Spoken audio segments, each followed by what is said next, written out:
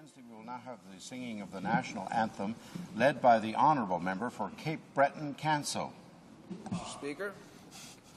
O Canada, our home and native land, true patriot love, in all thy sons command, Cartamba se porte la paix, il se porte la croix, ton histoire est une épopée, des plus brillants exploits.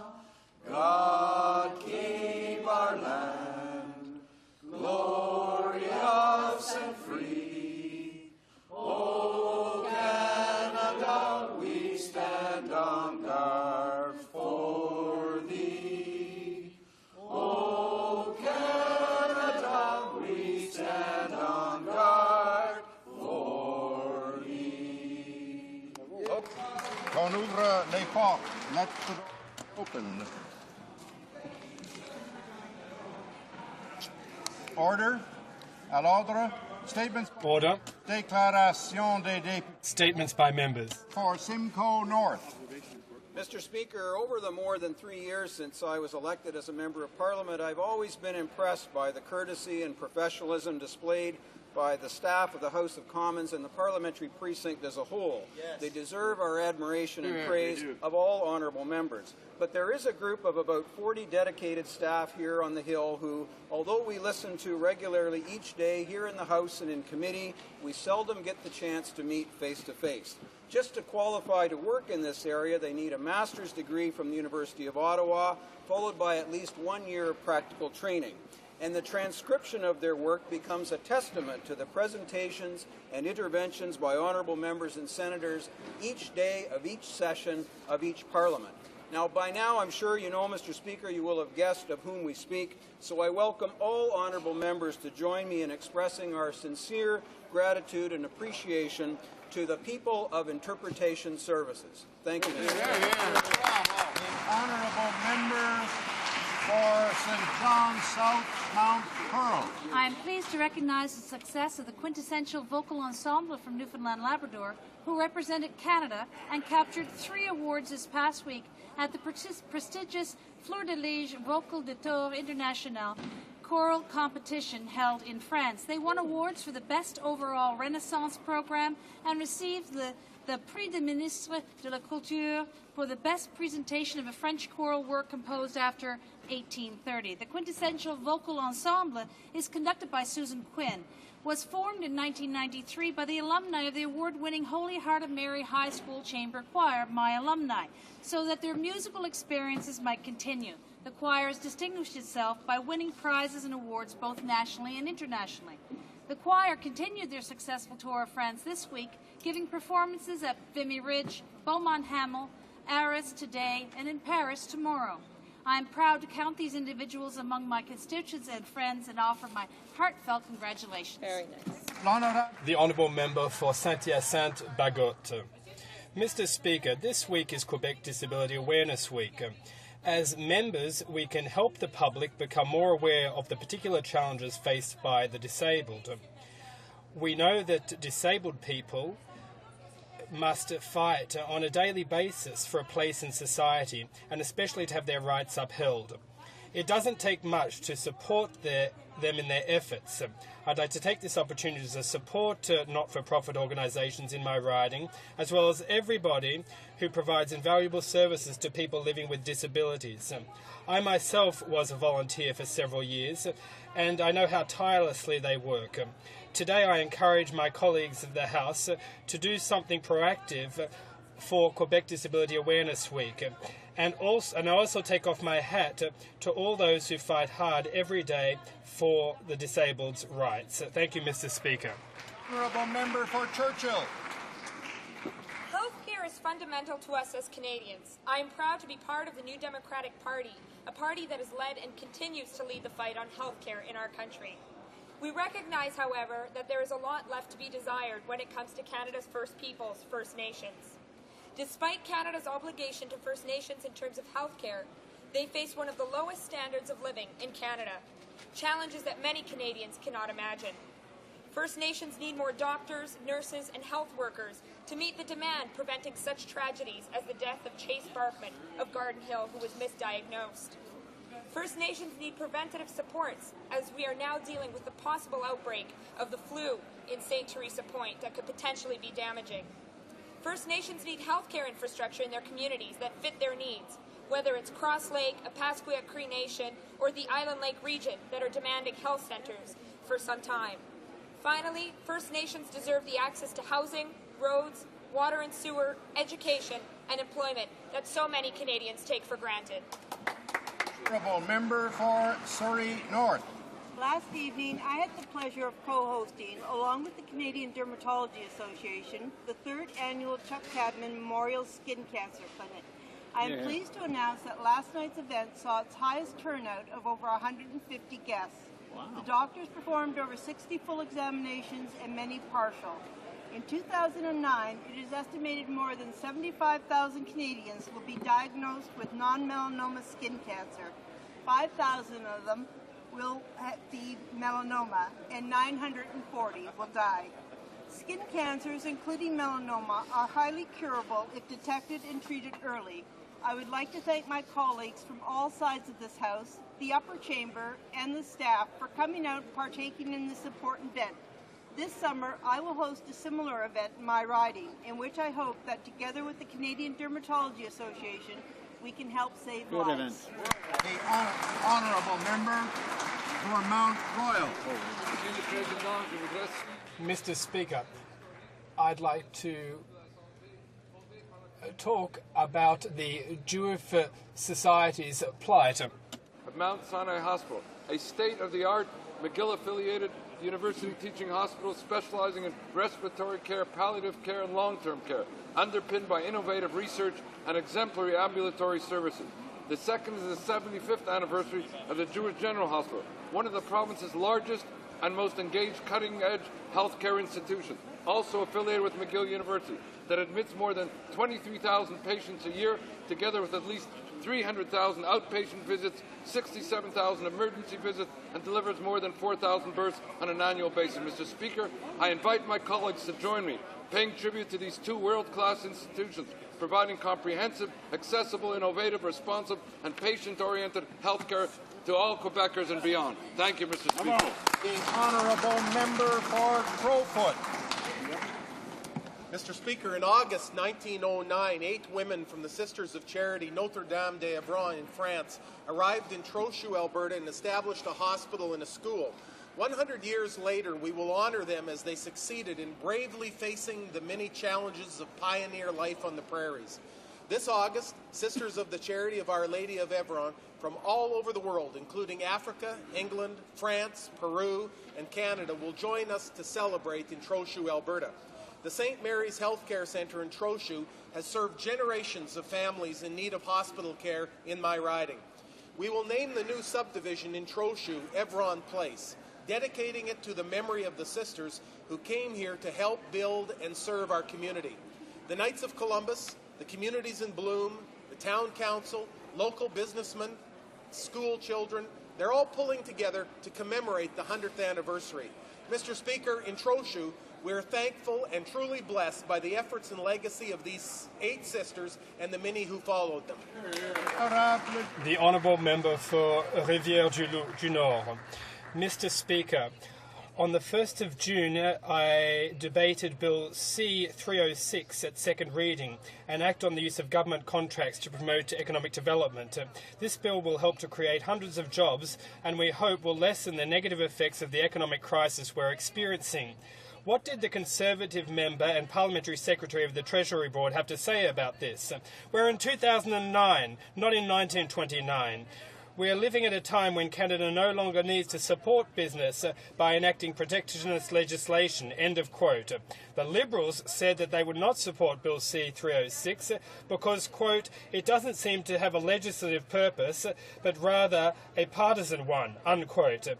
Let's refer this bill to committee for consideration. What cold feet the Liberals have. Quebec's workers understand that Bill 306 will help kickstart the economy. Thank you, Mr. Speaker. The Honourable Commissioner Centre. I rise today in celebration of Clean Air Day.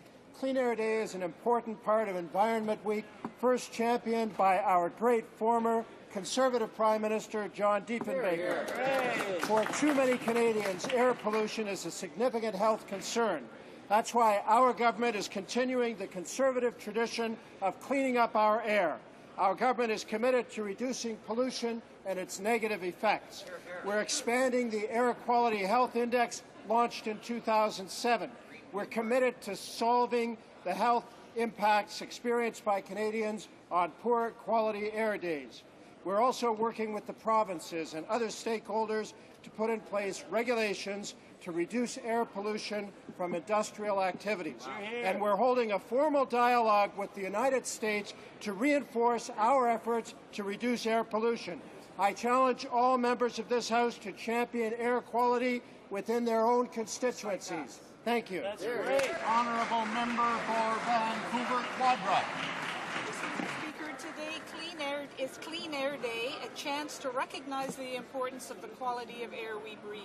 Even in tough economic times, we must make clean air a priority. Doing so is an investment in our future. A recent poll commissioned by the Canadian Lung Association found that 54% of Canadians believe clean air should be a top priority for both provincial and federal governments.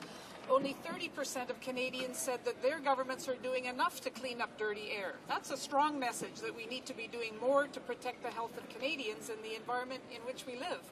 Air quality affects everyone, but children, seniors, asthmatics, and outdoor workers are particularly at risk. Dr. Men Badgeton of the BC Lung Association has said that the link between air pollution and lung disease is often underappreciated. I invite this government to use Clean Air Day 2009 as a reminder to take stronger action and ensure Canadians enjoy a cleaner environment, fewer smog days, and healthier lungs. The Honourable Member for St. Boniface. Thank you, Mr. Speaker. I rise in the House today to speak to the hypocrisy of the Liberal Party and their empty rhetoric on Canada's North. On Monday, this House spoke with one voice and endorsed a motion recognizing the Nunavut Official Languages Act. Mr. Speaker, this motion is the result of 10 years of consultations on the best ways to preserve the Inuit language and culture. The motion also recognizes that the Inuit will proudly control their institutions, speak their language, and manage their future. This was a historic occasion. Unfortunately, Mr. Speaker, on Tuesday, unelected and unaccountable Liberal senators blocked the passage of this step forward. This is a disgrace, and the Liberal Party should be ashamed of themselves. Mr. Speaker, unlike the Liberals, we take the North seriously, and we value its place, culture, and creed within Canada. With Conservatives, our Northern policy is more than just empty lip service. With Conservatives, it's real action. Thank you, Mr. Speaker. Member for Trinity. Order, the Honourable Member for Trinity Spadina. Mr. Speaker, 20 years ago, Jiang Xiling's son went to Tiananmen Square to celebrate free speech, democracy, and to push against corruption. Along with other students, Jiang Xiling died that night on the square. Since then, China's economic reforms have lifted millions out of poverty. However, a great country must allow for workers' rights and encourage human rights reform.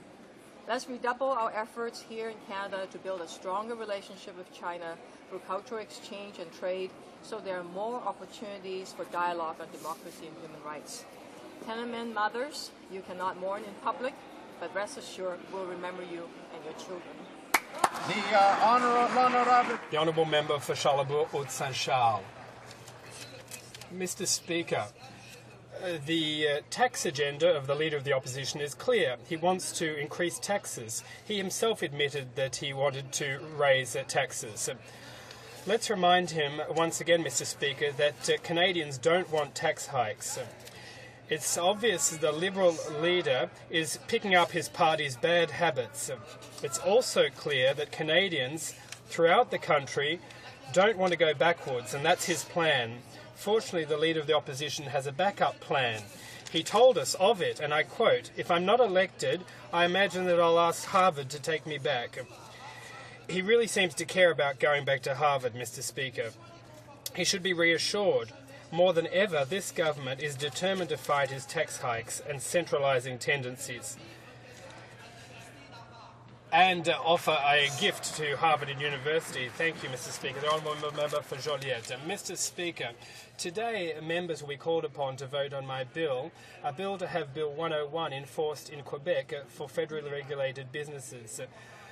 Both Liberals and Conservatives boast that they have recognised the Quebec nation but refuse to take concrete action by respecting the common and official language of this nation, French. It's all well and good for the leader of the Liberal Party to say that he is the first federalist in Ottawa to recognise the Quebec nation, when the fact is he thinks just like the Conservatives. He's shirking his duty and will absent for the vote, and his party will vote against it. This is the very same Liberal leader who in 2006 said that he recognised Quebec as a nation within Canada, but that doesn't mean making new concessions. Quebecers aren't stupid. They know all too well that the Liberals are just like Conservatives. It's 6 of one and half a dozen of the other, and that they're the ones that will defend Quebec and its language. The Honourable Member for Hull-Elmo. Mr. Speaker, on the 12th of May, there was the 7th gala for the Outaouais newspaper. Throughout the school year, many hundred journalism students and high school students took up the challenge. Many newspaper articles were written for the competition. And Joey Charbonneau won the 2009 prize. He's a high school student. And the second prize and third prize were won respectively by 2 female students. I'd like to congratulate these 3 prize winners for their resolve and their tremendous success. Congratulations all to the students who have stood out through their academic prowess. I'd also like to congratulate the Amis des Québécois des Outaouais and a number of individuals for their generous contribution as volunteers. Thanks to Jacques Blais from Transcontinental. The Honourable Member for Oak Ridge is Markham. Mr. Speaker, the Liberal leader will say anything and do anything to get what he wants. He came back to Canada simply to rule our country. He is so focused on winning at any cost, Mr. Speaker, that he will actually say what the Liberal Party wants him to hide. On April 14, he said he would raise taxes. He would hike the GST, and he's also the father of the job-killing carbon tax, Mr. Speaker. When out in BC, he called the forestry sector a basement industry. He then criticized the auto sector out in BC to make up for that slip of the tongue, Mr. Speaker. And once he got back to Ontario, he then defended the auto sector. He will say anything, do anything, including blurting out that he will raise taxes. Order. The oral questions orales. The Honourable Leader of the Opposition.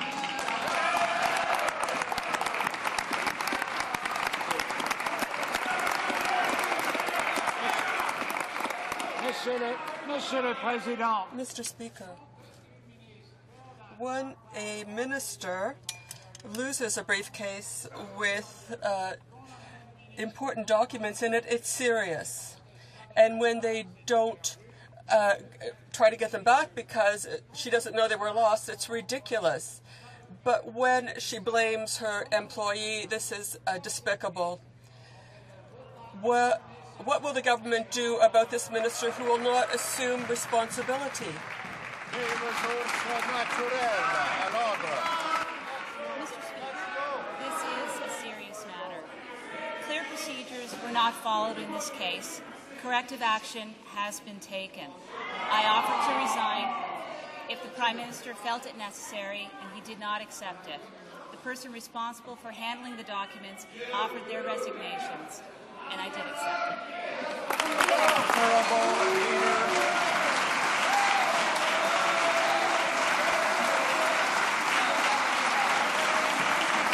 The Honourable Leader of the Opposition. Mr. Speaker, this presumably is the same 26-year-old staffer who's responsible for spending $1.7 billion Since 2006, it's presumably the same staffer who's responsible for the isotope shortage. It's presumably this 26-year-old who's responsible for the whole darn department. How are we supposed to believe such a fiction? When will this minister take her responsibility seriously? Order. The Honourable Minister of Natural Resources. Order. Thank you, Mr. Speaker. As I indicated, Mr. Speaker, this is a serious matter. Clear procedures were not followed. We have taken corrective measures in that matter. As well, Mr. Speaker, it is important to note that this government has invested $1.7 billion into AECL since 2006 because we do believe in the 30,000 high-skilled jobs here in Ontario and supporting the Canadian nuclear industry. Honourable Leader. Order. The Honourable Leader of the Opposition. Order. Mr. Speaker, the issue here is an issue of competence, and not just competence in relation to this minister, but competence in relation to the whole government. In 24 hours, we've learned that the Minister of Natural Resources lost a binder of secret documents, didn't even know they were missing. We've also learned in the last 24 hours that the Minister of Finance missed the mark on his 5-year deficit estimates by a staggering $70 billion. The issue here is Canadians want competence in their government. When are they going to get it?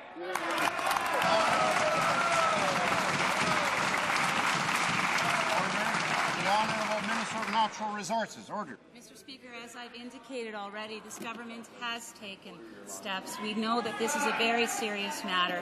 The procedures were not followed, and corrective action has been taken, Mr. Speaker. The Honourable Member for Halifax West. Mr. Speaker, this is what the Prime Minister said last year, and I quote, "The Minister of Foreign Affairs admitted to having left confidential documents in a non-secured zone. He has offered his resignation because of these actions, and I've accepted his resignation." End of quote. Does this standard still exist? Honourable Minister of Natural Resources. Already, the steps that have taken place, we do treat it as a very serious matter. Procedures that we had in place were not followed by a member of my staff. Corrective action has been taken. As well, Mr. Speaker, I think it is important to note that I did offer to resign to the Prime Minister, and he did not accept the resignation. The Honourable Member for Halifax West. Own guide for ministers says this, and I quote, "The Prime Minister holds ministers personally accountable," I repeat, personally accountable, "for the security of their staff and offices, as well as of confidences of the Queen's Privy Council of Canada and other sensitive information in their custody," unquote. Are these just words on paper? Why won't the Prime Minister apply his own rules? The Honourable Minister of Natural Resources. Order. Thank you, Mr. Speaker.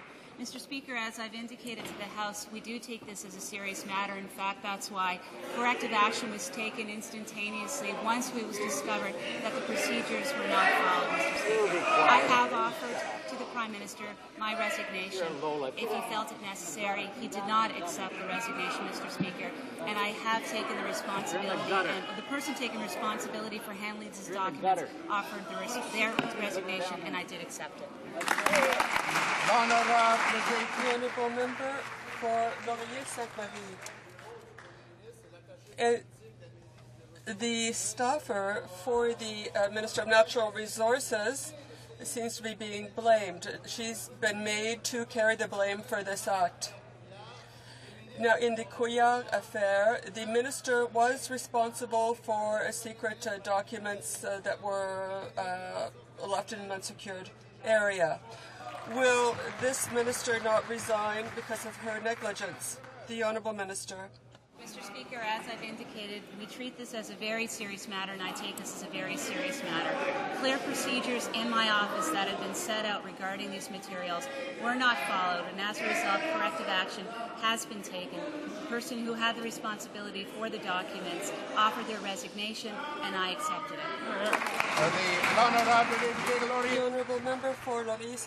Mr. Speaker, we've been told that the situation is different from that of the former Foreign Affairs Minister. Now, if I understand this, leaving documents, secret documents in a radio station of his former Foreign Affairs Minister, the Honourable Minister of Natural Resources.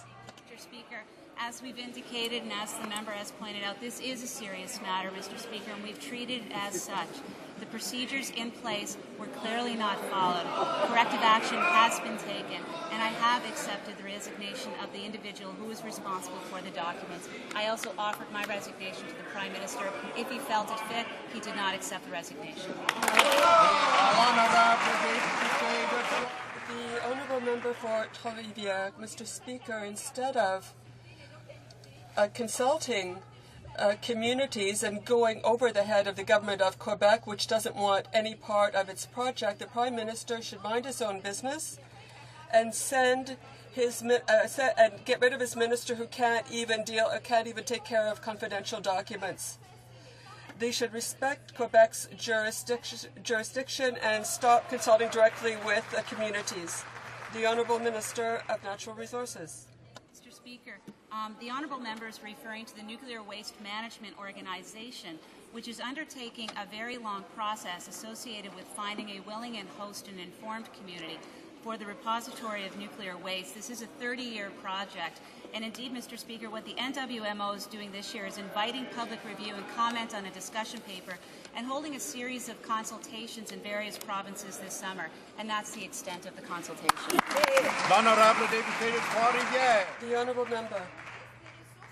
The Minister of Natural Resources of Quebec, Claude Béchard, has been very clear. Quebec refuses any disposal project, any project of disposing of nuclear waste. The National Assembly of Quebec adopted a unanimous resolution. Will the government commit immediately to respecting the position of Quebec's National Assembly? The Honourable Minister of Natural Resources. As I indicated, it's a separate organization, the Nuclear Waste Management Organization, that is actually carrying out the mandate of determining a willing and informed community for the purposes of nuclear waste disposal and storage in the long term. And I invite the opposite member to give that feedback to this organization, and they'll take it as part of their decision making as for a suitable community for this project. The Honourable Member for Outremont. Mr. Speaker, this is what the Prime Minister said. Minister Bernier told me he left classified documents in an unsecured area. The Honourable Member for Outremont knows that we should not mention the name of a member in this House. So he should be a little more cautious. Speaker, 1 year ago, word for word, our Prime Minister. What matters here is that rules were broken respecting government classified documents, and he had to resign. There is in this, obviously, a warning to all ministers. All ministers? Really? Pourquoi deux poids, deux mesures? Why this double standard, Mr. Speaker? The Honourable Minister of Natural Resources. Speaker, this is a serious matter. Clear procedures that were set in my office with respect to the handling of documents were not followed. As a result, we've taken corrective action. The individual who is responsible for handling these documents has indeed offered their resignation, and I have accepted it, and I as well has offered my resignation to the Prime Minister, but he did not accept it. The Honourable Member for Outremont. Minister had to say about this a year ago, Mr. Speaker. He said that no matter what their personal circumstances, ministers must follow the rules concerning documents. The rules were breached in this situation, and that's why the minister resigned June 3rd, 2008. That was then. This is now. The rules say that she is the one responsible, not some underling. How come a year ago the minister had to resign, and today they're allowed to blame an underling, a subservient person, for all the responsibility of the minister? How is that acceptable? Honourable Minister of Natural Resources. Order. Thank you, Mr. Speaker. Mr. Speaker, I have to indicate that I'm a little bit concerned by the language that's being utilized by the member opposite and utilizing the term subservient. The people who work for us on the Hill work very hard, and indeed in this case, clear procedures were not followed, and the individual took responsibility, offered their resignation, and indeed I accepted it. Well, Mr. Speaker, I'm more concerned about the tone in which the honourable member has put these forward, indicating that maybe perhaps only a woman can be subservient.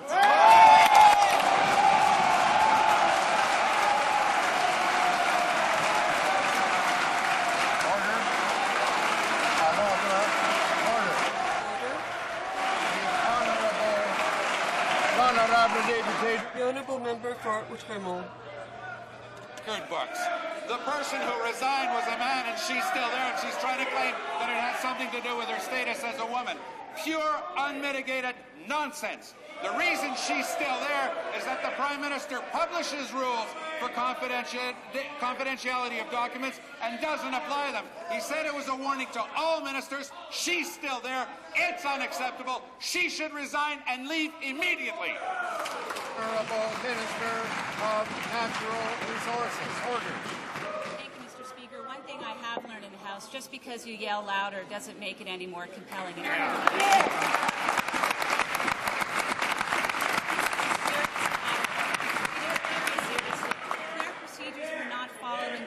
Action has been taken, and actually the individual responsible for handling these documents offered their resignation, and I accept it. The honourable member for St. Paul's. Order. Mr. Speaker, the issue is not a staff member. The issue is the minister and the oath she took. If the Minister of Natural Resources cannot even manage her secret documents, why should Canadians be surprised that we have an isotope crisis? This minister needs to explain how a secret document could be missing for a week. Does the minister not have a tracking system for her own secret documents? Does she not understand the concept of ministerial accountability? Honourable Minister of Natural Resources. Order. Speaker, and indeed clear procedures were in place in my office, and as indicated, they were not followed in this case. We've taken strong action and taken corrective action. The person who was responsible for the documents has offered their resignation, and I have accepted it, and that is clear accountability. The honourable member for St. Paul's. Mr. Speaker, I quote, "Ministers are always responsible for the protection of classified documents." Who said this? The Prime Minister of Canada. Could the minister answer the question, why did she offer to resign unless she admits she did something wrong and did not honour her oath as a minister? Minister of Natural Resources. Order. Mr. Speaker, we've treated this as a serious matter because indeed it is a serious matter. Procedures that were set out in my office regarding the handling of documents were not followed. We did take corrective action, and as I've mentioned, I have offered my resignation to the Prime Minister. If he chose to take it, he did not take it. And in case of the staffer who was handling the documents, she has offered her resignation, and I have accepted it. The honourable member for Eglinton Lawrence. Yes, Mr. Speaker, the Prime Minister doesn't hold himself to the same standards that he expects of everyone else. The list of government mismanagement just keeps growing. Today we learned that gold and other precious metals are unaccounted for at the Canadian Mint, and yet the police have not been called in to investigate. Canada's reputation for competence is taking a beating at home and abroad. Is the Minister of Transport prepared to tell the Canadian taxpayer how much gold and silver is missing? What is the value? Will he conduct an investigation, and will he make the findings of an external audit immediately available to the public? Minister of State. Yes, Mr. Speaker, and The Mint is a Crown corporation at arm's length of the government, but I have been in touch with the CEO of the Mint, Mr. Ian Bennett, as early as this morning to find out what has been going on. He has assured me that there is an external audit that has been brought in early in March. That will be completed within the next 2 weeks and will be public. And I will not speculate on its outcome. Honourable Member for Eglinton Lawrence.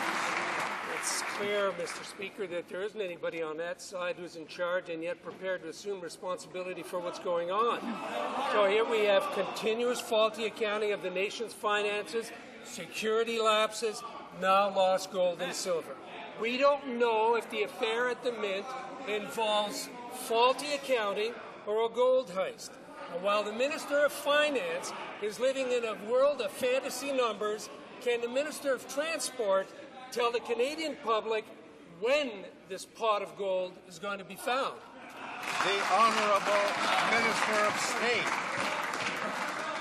Well, Mr. Speaker, we do take this issue rather seriously, and there is an external audit that the Mint had brought in, a third party, to examine exactly what was going on. That audit will be completed within the next 2 weeks, and it will be totally public. And I would encourage my honourable colleague not to speculate on the outcome, because I don't believe he knows, neither does anyone else. Let's just wait for the process to be completed.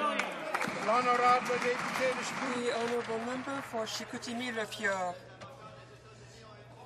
Mr. Speaker, lawyers in the United States have used statements by ministers. They are arguing that these loan guarantees aren't legal. Our Canadian lawyers are saying they are legal, but the U.S. lawyers are using statements by our ministers against them. This is sabotaging. They're sabotaging the work of their own lawyers and hurting the forestry industry in Quebec. The Honourable Minister for International Trade, Mr. Speaker, the question of these loan guarantees are now before the courts. It's important that we wait for the results of these proceedings,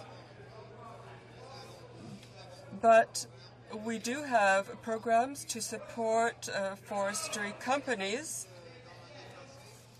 Just last year, Mr. Speaker, we helped through EDC we helped more than 430 forestry companies in Quebec. The Honourable Member, that's a fine illustration of the anti-Quebec reformist side of the Conservative Party. It reminds one of the time when the Conservatives leaked information which had to do with a Bombardier. Does the Minister not know that the best way to counter the claims of the United States is to give loan guarantees to the forestry industry in Quebec?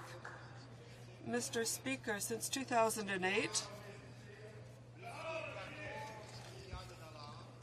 $14 billion has gone to the forestry industry in Canada, and almost $9 billion has gone to businesses in Quebec. So there's more support for the forestry industry in Quebec than in the rest of Canada. Mr. Speaker, we are supporting the forestry industry in this time of financial crisis. The Honourable Member for Saint Bruno Saint-Hubert. The Conservatives aren't even hiding the fact that they're going to try to sell federal government assets in the sole goal of reducing the size of the deficit. The Minister of State said yesterday that the Economic Action Plan for Canada that Heritage Canada was not on the list this year. Does this mean that Radio Canada could find itself on the next time on a list in a few months, and that the Minister is not abandoning the idea of selling Radio Canada CBC? The Honourable Minister of Canadian Heritage. Let's be clear once again, Mr. Speaker. We made a promise during the election campaign to maintain or increase the budget to Radio Canada. We've done it every year. but I have the assistant package of the Bloc Québécois here in my hand, and you know this is the Bloc's plan. It's 21 pages long, and there is not a single mention of arts, not a single word about arts and culture, not a single word about Radio Canada. Mr. Speaker, Radio Canada is really important to Quebecers. Why isn't it in their platform? Thank you, Kate. The Honourable Member for Argenteuil-Papineau-Mirabel.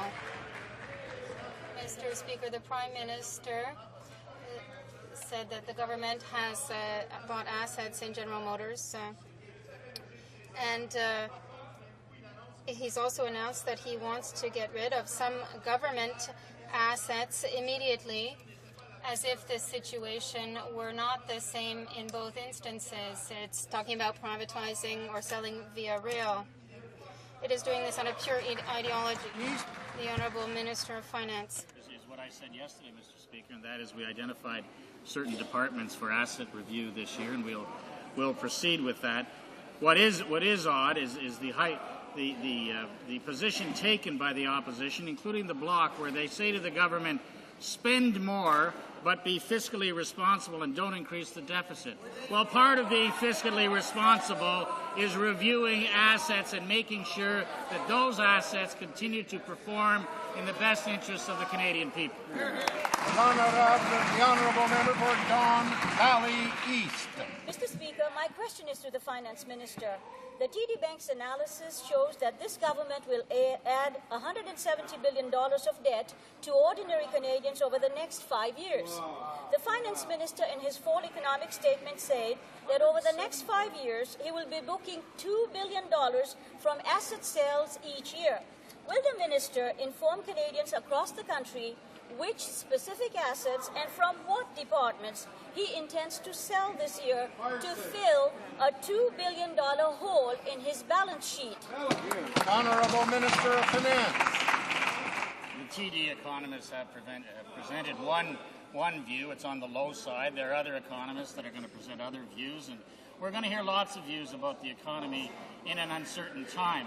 With respect to asset review, it's prudent for any large organization to review its assets from time to time. In fact, that is the position of the Toronto Dominion Bank economists. The Honourable Member for Don Valley East. Mr. Speaker, Canadians have a hard time believing this minister, who a few years back was the architect of deficit in Ontario. He shut 26 hospitals, laid off 8,000 nurses, and cut half of the water inspectors, leading to the Walkerton crisis. These institutions affect Canadian lives and Canadian identity. So will the minister set aside his reform ideology and be honest with Canadians about what he intends to sell? Honourable Minister of Finance. Order. This is more hypocrisy on the other side, Mr. Speaker. These are the same Liberals who in the mid-1990s cut transfers to the provinces. They cut funding for schools.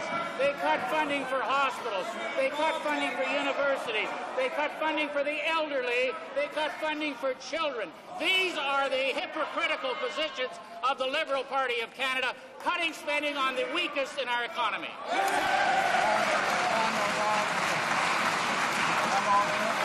Order. Honourable Member for Honoré-Mercier.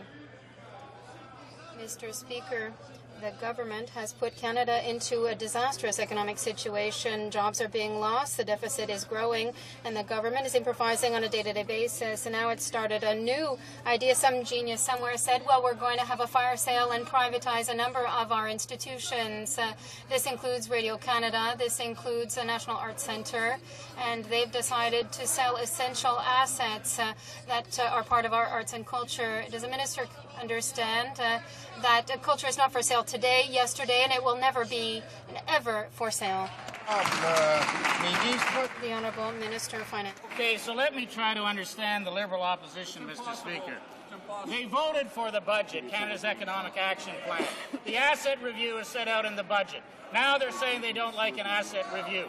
They're saying they want fiscal responsibility, but they're saying don't review expenditures, don't review assets. They say they want to spend more on EI, but they say don't increase spending. Who in Canada can take any of them seriously? Honourable Member for Honoré-Mercier. Order. Order. The Honourable Member for Honoré-Mercier. The problem is that nobody believes them anymore. Monsieur le Président, aimez la culture. Mr. Speaker, there's culture. If they would give it importance, they have to invest the money that it needs. Today, the government is imposing a strategic review, and it will cut some of our most important programs for our artists and creators. The government is attacking at the same time the Arts, National Arts Centre, Telefilm, and Radio Canada. What does it hate so much about arts and culture? Honourable Minister of Canadian Heritage. All he wants, but the facts and the budgets that we've passed in this House of Commons that member voted for are crystal clear. This Conservative government made promises in election campaigns to maintain or increase support for arts and culture. We've increased funding for the National Arts Centre. We've increased funding for the Canada Council for the Arts, up to a record amount, Mr. Speaker, $181 million. Artists supporting artists for the future to support our creative economy. When the Liberals ran for office and were elected, they promised not to touch arts and culture. They gutted arts and culture. They cut CBC by a third, and now they're pointing fingers to us and saying that we're not doing our job. We kept our word. We've delivered. It's the Liberals who failed, Mr. Speaker. Honourable Member for Medicine Hat. Mr. Speaker, this government reduced taxes on Canadian families by $20 billion. Excellent. Yet the leader of the Liberal opposition wants to reverse proactive tax measures. Can this be true? The Liberal leader wants to reduce the amount of money hard-earned working Canadian families have to spend? In fact, it is true. Proven when the leader of the opposition stated, quote, "We will have to raise taxes," and his quote, "not going to take a GST hike off the table." Mr. Speaker, Canadians have a right to know, does this government believe the Liberal leader's statements? Good question. The Honourable Minister of Industry. Speaker, the words have meaning, and the Honourable Leader of the Opposition has said, and I quote, "We will have to raise taxes." He has described himself, and I quote, as a tax and spend Liberal. Mr. Speaker, Canadians want to know from the Liberal leader exactly what his plan is for the economy, which taxes would he like to raise, how much would he raise them, who will have to pay, does he have a serious plan for the economy, Mr. Speaker, or is he just visiting? The Honourable Member for Hamilton Mountain. Mr. Speaker, CPP Investment Board members lost a staggering $24 billion, wiping out 4 years of CPP contributions. They will get millions in bonuses, while retirees will get, on average, a mere $500 a month. This is an unethical abuse of power. And what is the response from this government? A letter from the minister asking them to respect a vague set of G20 rules. That simply isn't good enough. Will the minister finally find the courage to do the right thing and demand that these executives pay back these outrageous bonuses?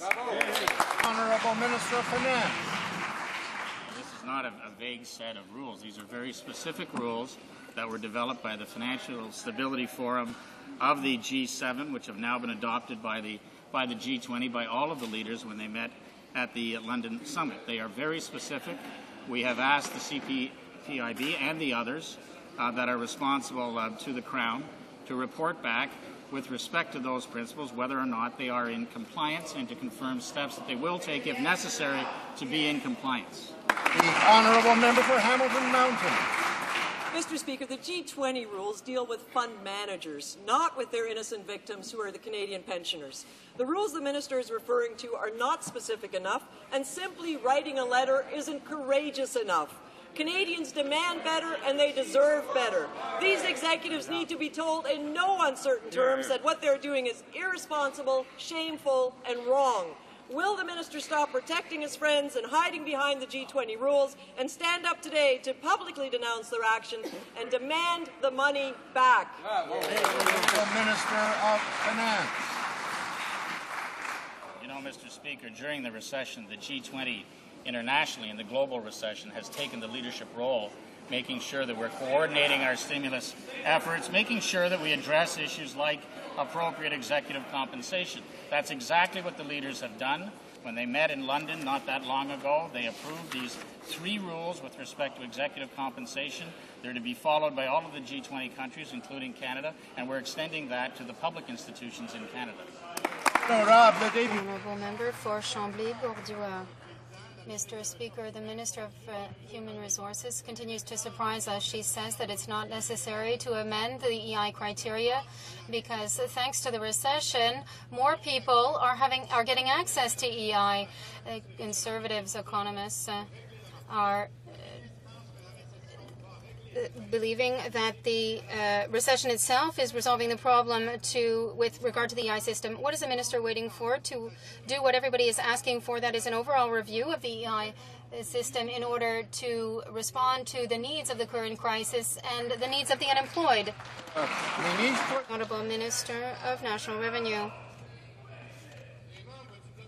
The members of the bloc must know that the amount of money that we're putting in to support our workers during the recession, during this economic crisis, is bigger than ever. This year it represents $7.3 billion that we are putting in to support our workers. In addition, we have taken action to make amendments to the system, adding 5 weeks more to the EI program. They have asked for 2. We gave them 5, and they voted against it.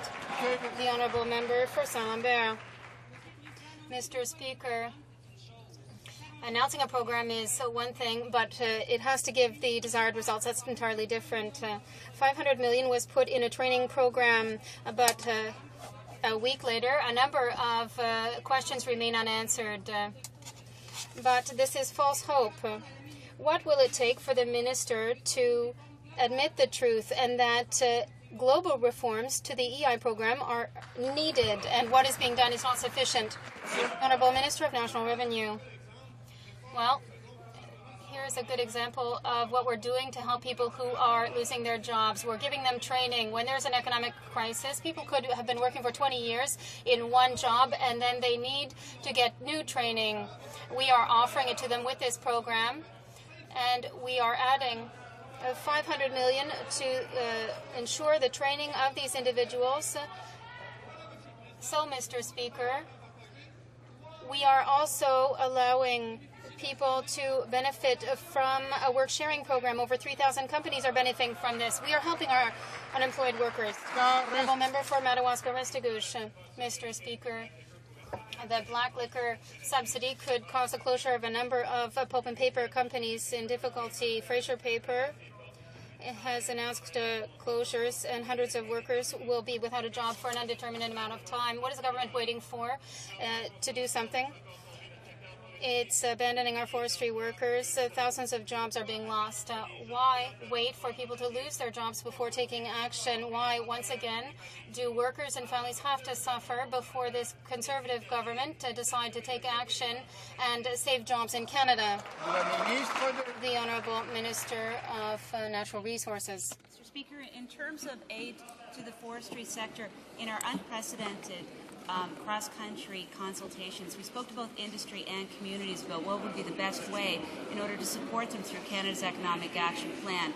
And we've developed the $1 billion community adjustment fund that's beneficial for that. But with respect to the black liquor, Mr. Speaker, I think it's important to note that this is the result of a U.S. green tax and the utilization of diesel to mix with black liquor in order for paper companies to take advantage of it, which we find to be unacceptable, and we want the United States to. The Honourable Member for Madawaska-Restigouche. Mr. Speaker, consultations across the country are certainly not going to save thousands of jobs that have been lost, including those at Fraser Paper in Edmundston. Mr. Speaker, the American... In the coffin for many struggling Canadian pulp mills. After having done nothing of the closure of Abitibi-Bowater in Dalhousie, now it's Fraser Papers that will be affected. This Conservative government is letting down hundreds of workers while other countries are helping their industries. What are these Conservative government waiting for? How many other jobs have to be lost? How many before you help the industry? Honourable Minister of Natural Resources. Further on the black liquor tax credit for pulp producers in the United States, my colleague, Minister Day, of course, has been working. Minister of International Trade. I'm sure the Honourable Minister's whip will explain that the use of members' names in the House is contrary to the rules, and so we'll try to avoid that kind of reference, distinguished though the minister she referred to is, the Honourable Minister of Natural Resources has the floor. Thank you, Mr. Speaker, and I will be more careful with respect to the naming. I wanted to indicate, Mr. Speaker, that the black liquor subsidy in the United States is of great concern, and my colleague, the Minister of International Trade, has been working with the United States and bringing to their attention just the detrimental effect it has on the industry and what a distortion it is. And we're working across the border with our colleagues there, and we're working internally to determine the best options. Honourable Member for Nickel Belt. Mr. Speaker, Strata workers are again getting dinged by this government. This winter, the Conservative government failed to enforce the signed agreement with the company not to lay off workers for 3 years. To soften the blow, Xstrata and CAW negotiated a sub-plan that would add an additional $175 a week on top of the workers' regular EI. But now, this government is planning to claw back the first 2 weeks of this plan. Why is this government taking money away from the unemployed when they need it most? The Honourable Minister of Industry. Mr. Speaker, I'm unaware of the situation that he describes, but of course we'll look into it. But what I can tell this chamber, of course, is as a result of our intervention, plans by Xstrata that were mere promises obtained the efficacy of a contractual obligation to the people of Sudbury, to the people of Canada to continue their investments, to reinvest in Sudbury. That's the kind of negotiations we do. We don't get on our high horse and engage in rhetoric. We actually get the job done for the workers and the people of Sudbury and Canada.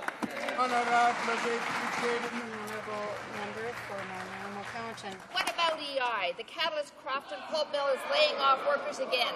This is on top of forestry suppliers selling off equipment, timber companies going under, and layoffs at sawmills. There will be no severance package for Catalyst workers. Instead, the employer is negotiating a plan to top up EI benefits, just like in Sudbury. Can the minister explain whether or not these subplans will trigger clawbacks? If yes, why is the minister penalizing these laid-off workers? Honourable Minister of Human Resources and Skills Development. Well, Mr. Speaker, whenever there is a threat of a company doing mass layoffs, we immediately at Service Canada move in to work with the company, with the employees, union if there is one, to try to reach a situation that will help all of them get through this time. It may be work sharing. It may be advising them of the potential benefits. It may including the option for them to continue with long-term work studies so that they can upgrade their skills. Mr. Speaker, we're doing everything we can to help, particularly those workers who have been in the workforce a long time and who need new skills for new jobs to look after their families. The Honourable Member for Mississauga, Arundel. Mr. Speaker, the CETA INC program was intended to encourage private sector engagement in developing countries to promote economic growth and poverty reduction. But a recent review of the program found it was outdated and ineffective. Considering today is Trade Day, can the Minister of International Trade tell this House what the Conservative government is doing to make sure Canadian tax dollars are spent responsibly? Good question, Bob. Honourable Minister of International Trade. Mr. Speaker, this is a very well-intended program, and it's designed to allow private sector companies or individuals in Canada to invest in countries that are emerging in terms of their own economies, developing economies. But it was found upon review that it would be more effective to have this under the international trade area, where there are some 150 trade offices around the world with over 950 representatives who can work with private sector companies in Canada to guide them and also to give resources to allow them to invest in emerging countries to help poverty issues in those countries and also benefit Canadians at the same time. Very good. The Honourable Member for Wascana. Mr. Speaker, I wonder if the Minister of Natural Resources could be just a bit more forthcoming. First of all, do the secret documents which she lost at CTV reveal commercially confidential information about dealings between the Darlington nuclear plant and the Ontario government?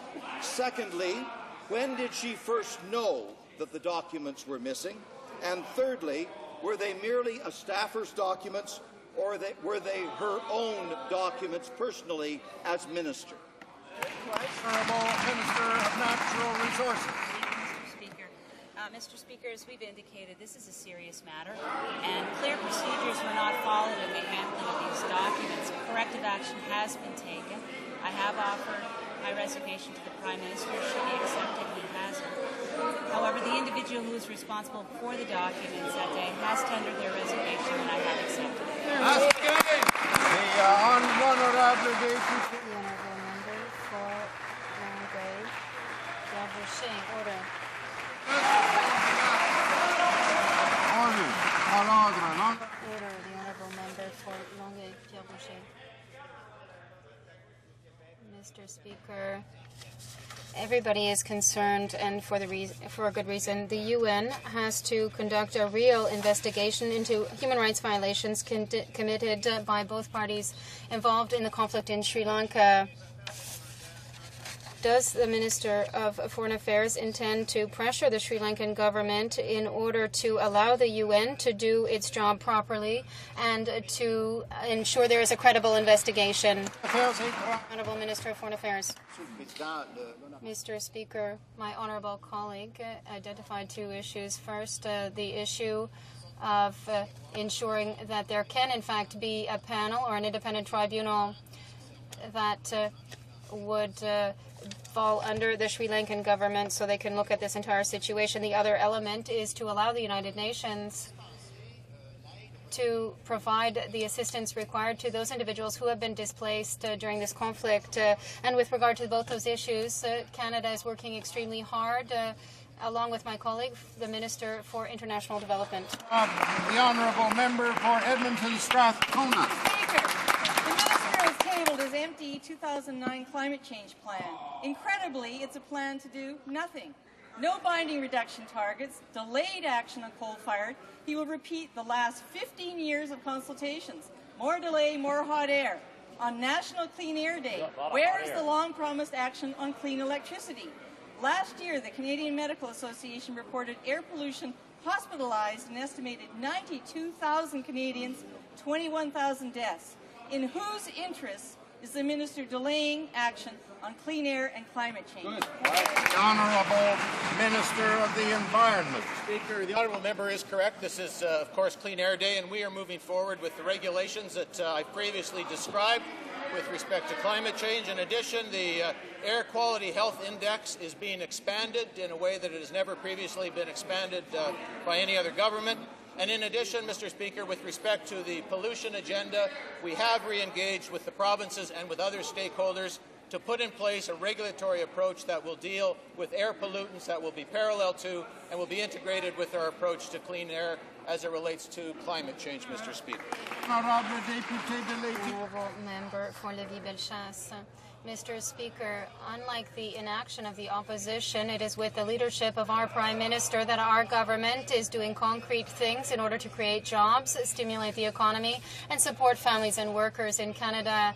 And I'd like to know from the Minister of Transport and Infrastructure, what is there for Quebec in the stimulus package for infrastructure? Thank you. The Honourable Minister for Transport. Thank you, Mr. Speaker, for that question. We are continuing to work with the province of Quebec in order to conclude agreements to move forward with projects. Yesterday in Quebec, our colleague, the Minister for Public Works, announced an agreement with Quebec to invest more than $2.75 billion throughout the province over the next 2 years. And this will create jobs today, tomorrow, and in the future. Our government is taking action, and we are ensuring real results, not just for Quebecers, but for all Canadians, Mr. Speaker. Order. To commemorate the 65th anniversary of D-Day, I wish to draw to the attention of honourable members the presence in the gallery of Mr. Stanley Fields, a veteran who landed on Juno Beach on D-Day and served Canada until the end of World War II.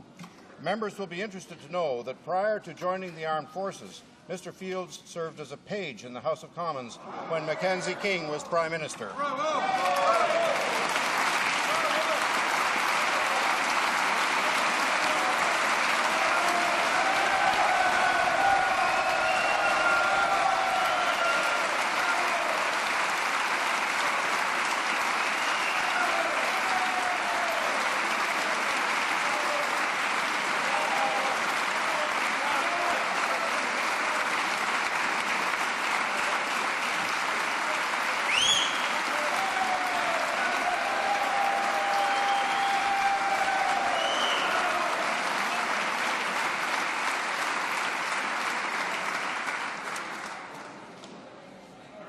being at 3:07 p.m. pursuant to order made on Tuesday, June 2nd, 2009. The House will now proceed to statements by ministers.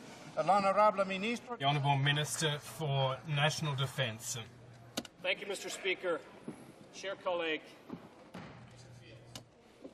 on Saturday, June 6th, Canadians from across our great country will gather to commemorate the 65th anniversary of the D-Day invasion of Normandy. Later today, veterans and their families and grateful others will begin their pilgrimage to France to visit the graves of our fallen heroes and honor their sacrifice. It's appropriate for the Canadian House of Commons to mark this historic occasion. In so doing, we again pledge ourselves and the country to honor the promise made in the act of remembrance. We will remember them. Nous nous souviendrons. We will remember them. Let us each in our own way learn of the great deeds and the sacrifices made by Canadians and allied men and women, so-called average Canadians, performing extraordinary acts of courage and commitment. There are few who would dispute that the events of June 6, 1944 were to be one of the most significant events of the 20th century. In marking its anniversary, we must not forget other military actions which equally cost Canadians and allies dearly. For personal reasons, I think particularly of the Italian campaign, which resulted in the liberation of Rome 65 years ago tomorrow, June 4th. On June 5th, the following message was transmitted on BBC Radio. Les sanglants longs des violents de l'automne blessent mon coeur d'une langueur monotone. The melancholy winds of the autumn chill my heart with their monotonous languor. Those cryptic words, borrowed from the French literary giant Verlaine, signaled by Churchill to the French underground and the Allied forces that the D-Day invasion was about to begin. The 6th of June is one of those pivotal dates, landmark dates, etched in the minds and memories of veterans and those who served and their families. It's also etched in stone on hundreds of cenotaphs across our country and on bleached, dignified tombstones throughout Europe. For most of Europe had languished under the iron fist and the racist rule of Hitler. D-Day was the campaign that followed in Normandy, and it would last a long-last signal that was the beginning of the end of the enemy that was making its last desperate stand in the European theater of war. 65 years ago, the Prime Minister informed members of this House that, and perhaps Mr. Fields was here, at 3:30 o'clock this morning, the government received official word that the invasion of Western Europe had begun. Word was also received that Canadian troops were among the Allied forces who landed this morning on the northern coast of France. Canada will be proud to learn that our troops are being supported by units of the Royal Canadian Navy and the Royal Canadian Air Force. The Great Landing in Western Europe is the opening of what we hope and believe will be the decisive phase of the war against Germany. The fighting is certain to be heavy, bitter, and costly. End of quotation. Indeed, Mr. Speaker, the toll was costly. The headstones of Bonneuil-sur-Mer and other Canadian cemeteries, the monuments to those who died at sea, the books of remembrance housed here in the House of Commons, the memorial chamber of this building are stark testimony to the heroism and the sacrifices of our armies, airmen and women, and Navy. The great history was written that day. Humanity entered into a great debt when a previous generation embarked on the D-Day mission. That debt is our duty, to never forget the deeds of those who gave their all on Juno Beach. In the days that followed June 6th, the fighting continued to be bitter and costly. Units across the country were involved. From my home province, the North Nova Scotia Highlanders worked with Quebec's storied Sherbrooke Fusiliers and suffered severe losses over 2 days combating the elite 12th SS Panzer Division. Beaucoup trop de gens canadiens. far too many young Canadians died that day on Juno Beach. Over the course of the 10 dark weeks which followed, soldiers from Canada's First Land Army, with the vital support of Canada's Royal Air Force and Canada's Royal Navy, fought against a powerful enemy and suffered and inflicted great losses. Almost a third of the servicemen and women who fought never saw again their beloved Canada. In the third week of August, when the Normandy campaign came to an end, the enemy had suffered a crushing defeat, particularly due to the work of Canada's land, naval and air forces. War returned home, raised families, got on with their lives and built a new Canada. Without effort, what they did on Juno Beach might fade. With the passage of time, new generations may not know what happened on the 6th of June, 1944. It is our responsibility to tell their story, our history, our legacy. I compliment our veterans who have been so generous in sharing their individual histories. It is difficult for some, impossible for others, and that's understandable. Yet, their story, our story, must be told. And it is through the marking of these anniversaries that the next generation learns of its heritage. And I praise our Heritage Minister for the attention that he is giving to this important task. Notre Premier Ministre. Our Prime Minister will be in France to commemorate this anniversary. The Veterans Minister is leaving today for France and will head a Canadian delegation of Canadian veterans back from Normandy. He will accompany them to the places in which they fought those years ago, and as well as to other places. They will go to the War Cemetery and to Canadian cenotaphs. They will pay tribute to those who gave their young lives for our freedom. I know that all Canadians will be thinking of them on that day.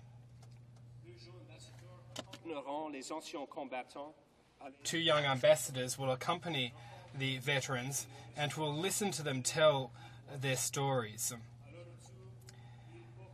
Upon their return, they'll be able to bear witness to what they saw and heard. They will share the veterans' stories with others and carry forward the flame of remembrance for future generations. Commemorate those Canadians of the Normandy campaign. I also want to bring attention to another deserving group, the men and women of today's Canadian Forces. The final Sunday in June has been declared Canadian Forces Day. I would like to take a moment to recognize the sacrifice and accomplishments made here at home and around the world by our current men and women in uniform. They carry on a proud tradition of answering the call of their country to serve, to stand for our values, to defend freedom and democracy and human rights whenever that call comes. I consider it a distinct honor to rise in this place, to be with members of Parliament in this storied chamber, and pay respect to veterans. As the Minister of Veterans Affairs said yesterday in the other place, in the Senate, in an eloquent and stirring address, the senators, as well as a large assembly of veterans who were there. Of all Canadians, no one owes our veterans more than parliamentarians do. It is only because our veterans have served our country that we, as Member of Parliaments and Senators, can serve freely in a truly democratic country. And when our world leaders gather in France later this week, they will recognize that. It has been said that great countries are those that produce great people, and no nation has produced finer men and women than Canada. Our troops have always been the best in the world. Right on.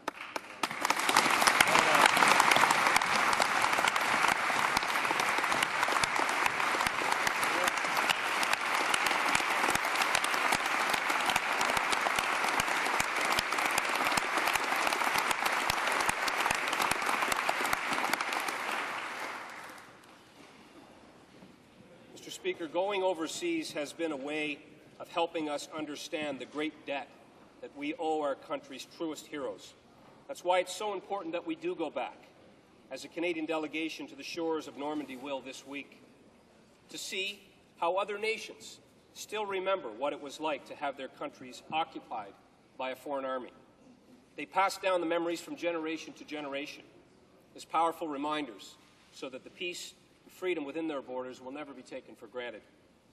Mr. Speaker, if I could share with you and colleagues of the House, the Minister of Foreign Affairs and I were in Afghanistan just 10 days ago, and we met with the Dutch commander there, the commander of Regional Command South in Kandahar Province, General de Kruif. And upon meeting him and hearing that we were Canadian, he insisted on telling us a story. He explained that whenever he returned to Holland, to his family, after serving in Afghanistan, he would meet people who would ask him, "Why are Dutch soldiers serving in Afghanistan today?" And he said, "I would always respond the same way, with a question. Why was Canada in Holland during the Second World War?" And Mr. Speaker,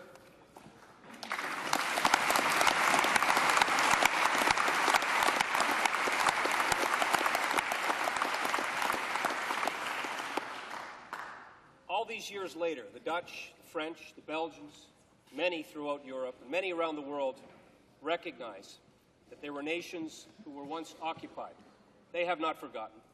And they know instinctively that when the world calls, Canada answers, as we have today, because this is the Canadian way. It's the way it's always been and always will be. This is the heritage, the national identity we've inherited from the D-Day and Battle of Normandy veterans. For a way of life they stood up to protect, but their service came at a terrible price, a price paid with many young lives cut short and so many comrades buried on distant lands. Finally, Mr. Speaker, honourable colleagues, I would like to close by saying it's impossible for any of us to say thank you enough for those who fought on June 6th. What we can do is remember, and we do. Thank you. Merci.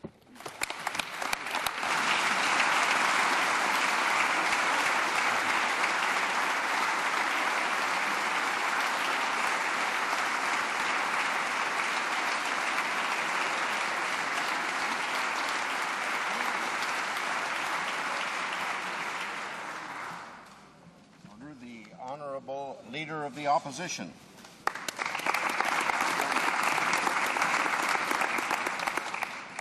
Monsieur le Président, Mr. Speaker, 65 years ago,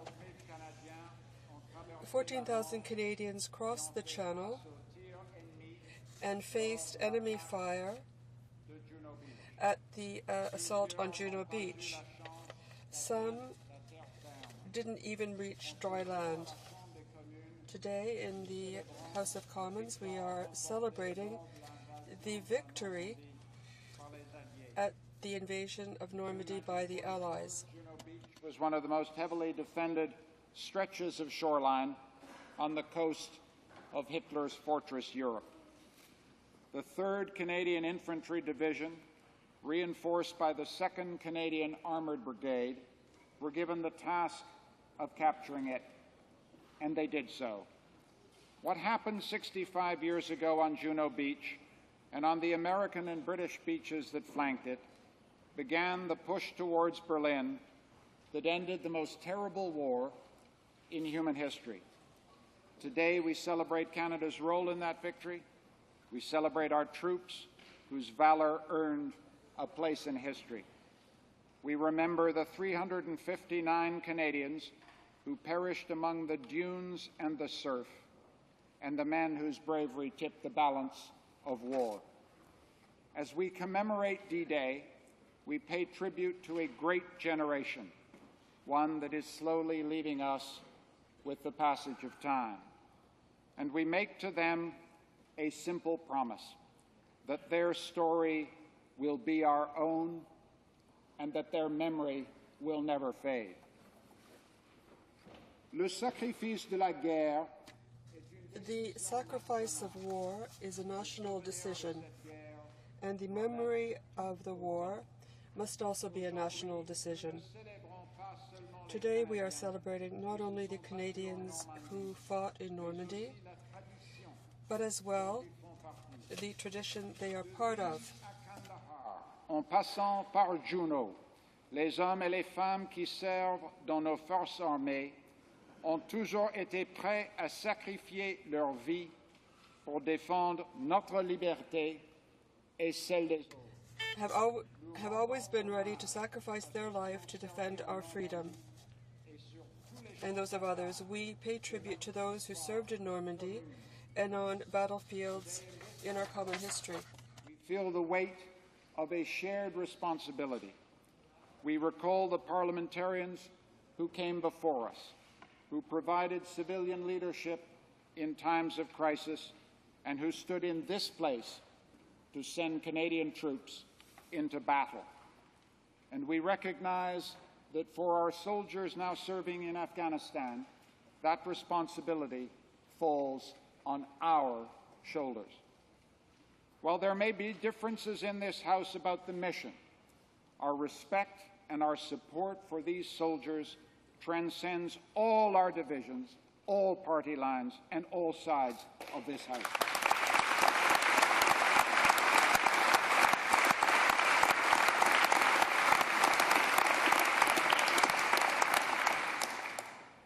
As we remember the invasion of Normandy, the fight for European liberation, and the still ongoing struggle to protect our common humanity, our respect for the military tradition incarnated by the word Juno transcends all time, transcends all generations. Tonight, today, after 65 years after Juno Beach, we stand together here in this House as one, proudly, in admiration.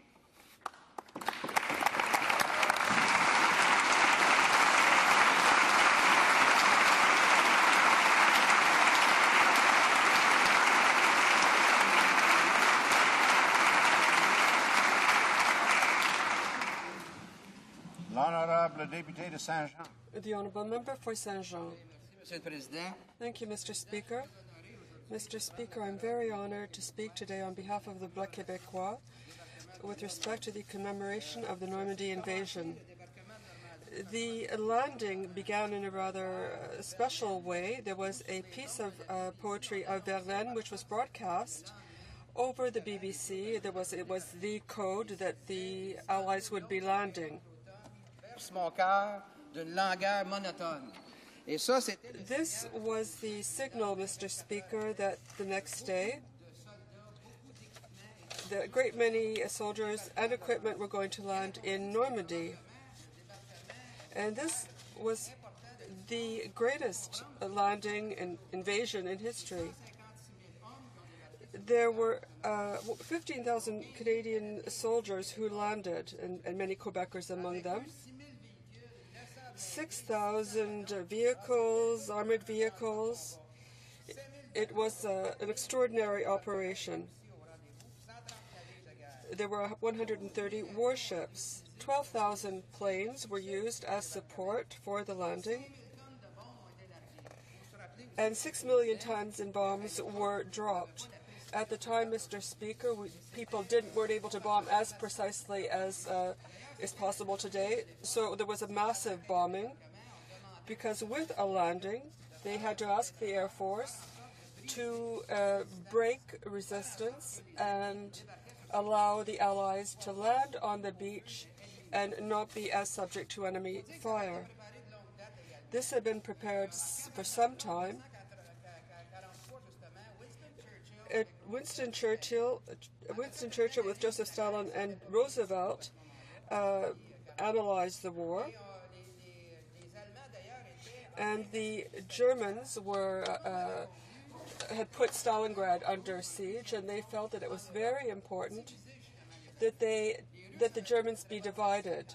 The Russians had a very wise tactic of letting the Germans rather reach deep into Russia, knowing that the Allies had agreed that 1 year later they would take part in the Normandy landing.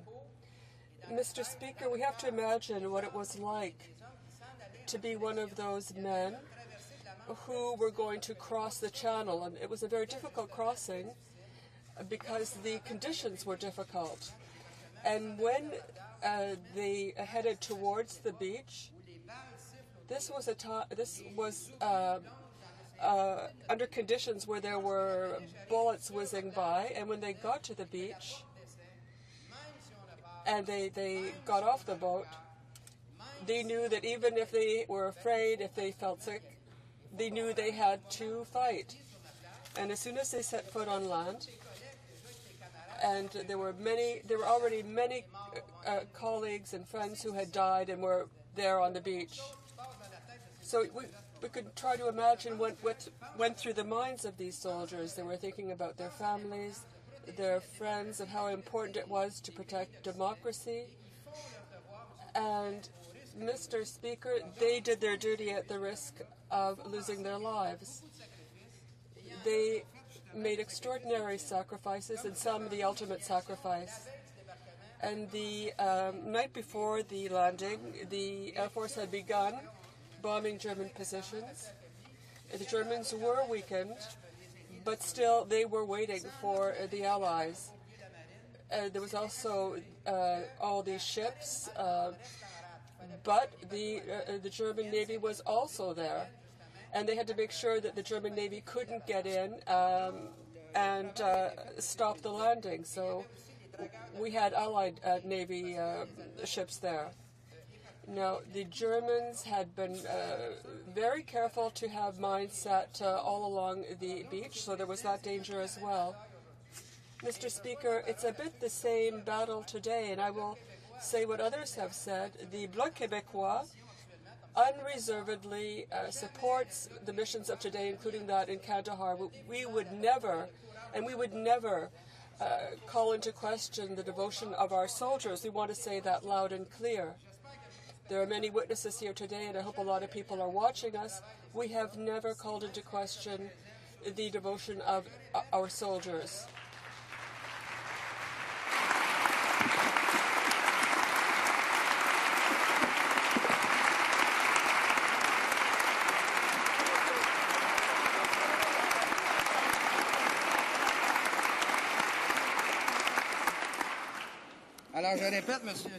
So I'll repeat, Mr. Speaker.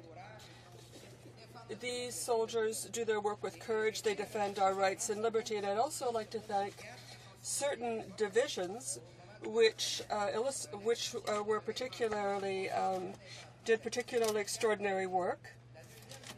The 2nd Armored Division and a commando forces and many other regiments and forces. Many of the men in these regiments lost their lives. And there's something I'd like to say here.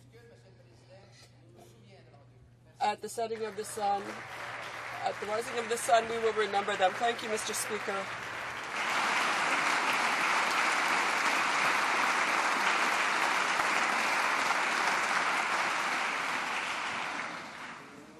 The Honourable Member for St. John's East. Thank you, Mr. Speaker. I am honoured today to join with the Minister of Defence, the Leader of the Opposition, and my colleague from the Bloc Québécois to recognise and honour those brave Canadians who played such a significant role in the Allied invasion of occupied France 65 years ago this week in June of 1944. D-Day was the beginning of the liberation of France after 4 years of bitter occupation from the fall of France in June of 1940, and the beginning of the end of the most horrific war in the history of the world. The successful invasion of Juno Beach was part of a massive invasion of Normandy. 14,000 Canadian soldiers landed on the beach, 450 landed by parachute or glider, 10,000 members of the Royal Canadian Navy were involved in the landing, and we had the support of the Royal Canadian Air Force. It was, as the Minister said, a magnificent but horrific invasion. It was successful, but many lives were lost. 5,400 Canadians are buried in Normandy. Over 1,000 Canadians lost their lives in the first 6 days alone of the D-Day invasion. And let me digress a moment to talk, Mr. Speaker, as a Newfoundlander and Labradorian. We were not part of Canada during the Second World War. We did not send our own Newfoundland regiment overseas as we had done in World War I. But Newfoundlanders participated. Over 20,000 Newfoundlanders served in World War II, 3,000 of them with the Canadian Armed Forces, 500 of them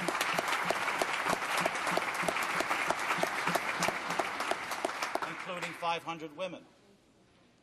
Over 8,000 Newfoundlanders served in British regiments. There were, in fact, another number served in the Royal Navy, but in the British forces, the land forces, there was, in fact, 3 separate Newfoundland regiments, one of which served in Normandy, the 59th Newfoundland Heavy Regiment, and we also had a Newfoundland 125th Royal Air Force Squadron.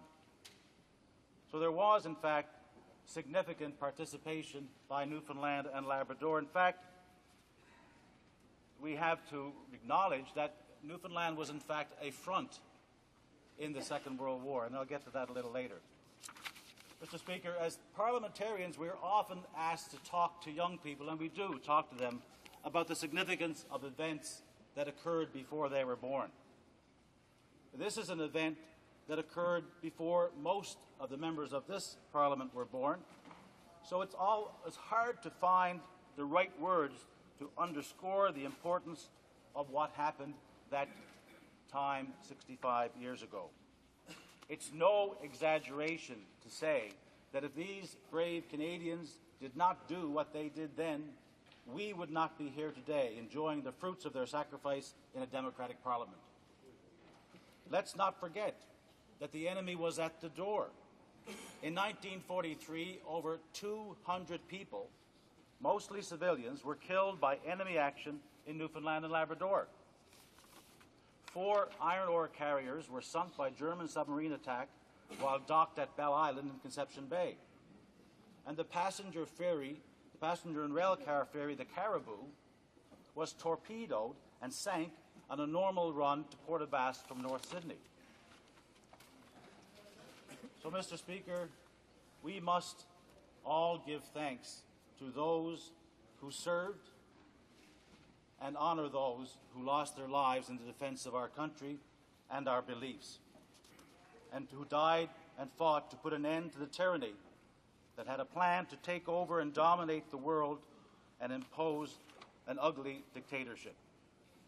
It was a war that may not have been won, but the commitment, the determination, and the sacrifice of the men and women of Canada and our allies eventually prevailed. We must always remember this sacrifice and the debt we owe to them, and to all our soldiers who fight for our country and our ideals, including those who are serving today in Afghanistan. Thank you, Mr. Speaker.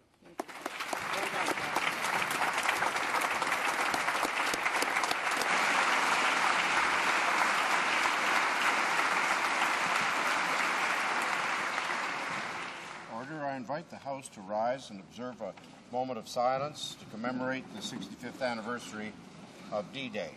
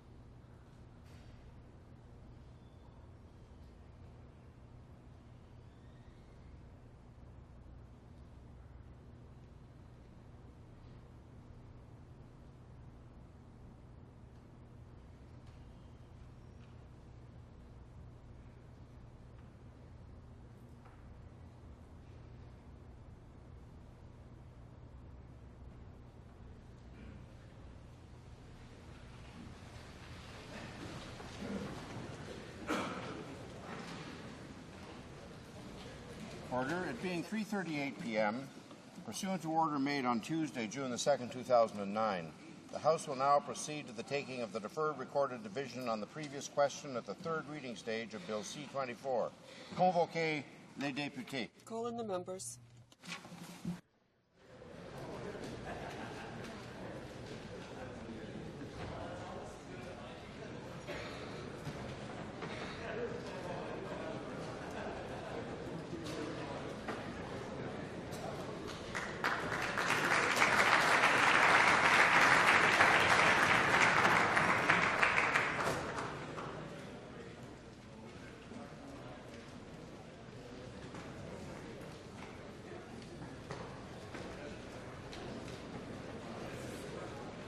Order.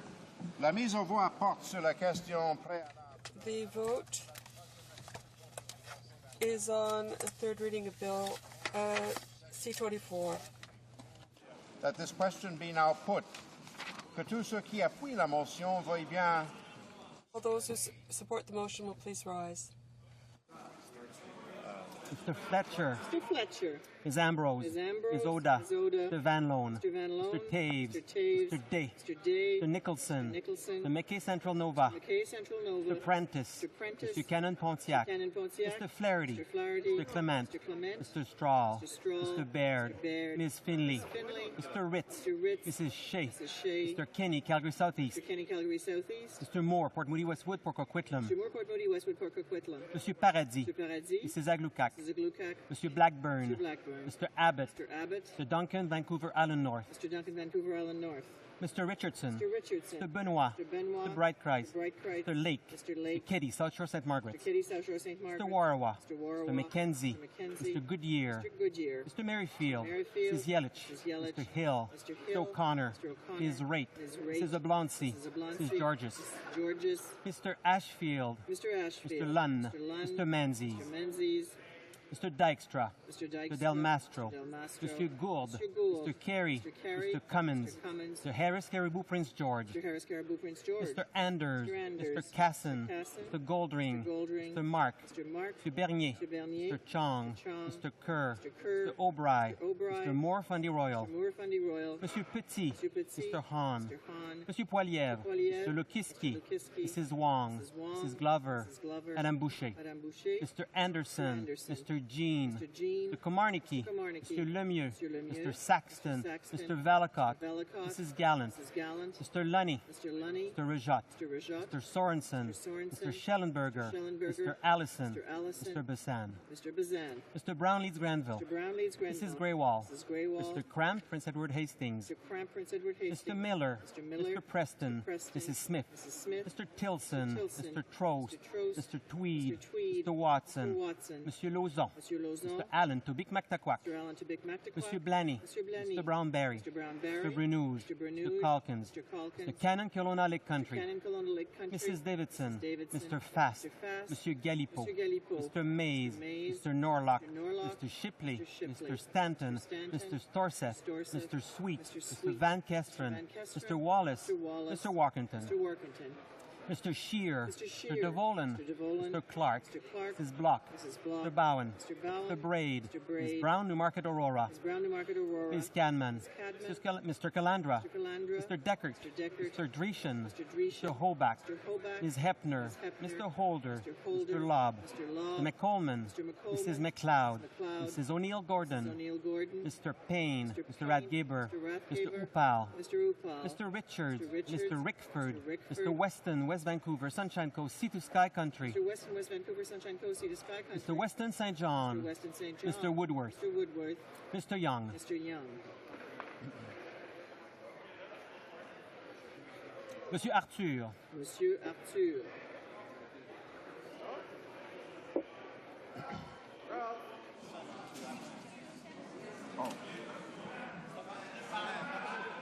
Monsieur Dion. Monsieur Dion. Ms. Guarnieri. Ms. Guarnieri. Mr. McCauley. Mr. Volpe. Mr. Volpe. Mr. Bevilacqua. Mr. Bevilacqua. Mr. Easter. Mr. Easter. Ms. Mina. Ms. Mina. Mr. Ray. Mr. Ray. Mr. Goodale. Mr. Goodale. Mr. Ignatieff. Mr. Ignatieff. Mr. Regan. Mr. Regan. Mr. Bélanger. Mr. Bélanger. Mr. Kerry Janis. Mr. Kerry Mr. Canis. Mr. Kennis. Mr. Lee. Ms. Bennett. Mr. Bryson. Mr. Coder. Mr. Cockler. Mr. McCallum. Mr. Dosange. Mr. Malley. Madame Jennings. Mr. Cosner. Mr. Proux. Mr. Martin Esquimalt Wandefuka. Mr. McTague. Mr. Patry. Mr. Zabo. Madame Folco. Mr. Wilford. Mr. Bagnall. Mr. Eiking. Mr. Leblanc. Mr. Murphy Charlottetown. Ms. Neville. Mr. Tonk. Mr. Pachetti. Mr. Baines. Mr. Damour. Ms. Dalla. Mr. Holland. Mr. McGinty. Ms. Ratansi. Mr. Rodriguez. Mr. Rota. Mr. Savage. Mr. Scarpellegia. Mr. Silva. Mr. Sims. Mr. Russell. Mr. Dhaliwal. Mr. Murphy, Moncton Riverview Dieppe. Mr. Pearson. Ms. Hall Finley. Ms. Murray. Mr. Andrews. Ms. Cody. Mrs. Crombie. Ms. Duncan and Tobico North. Ms. Foote. Monsieur Garneau. Mr. Kanya. Mr. Kennedy. Madame Mendez. Mr. Oliphant. Monsieur Trudeau. Mr. Valeriat. Madame Zarak.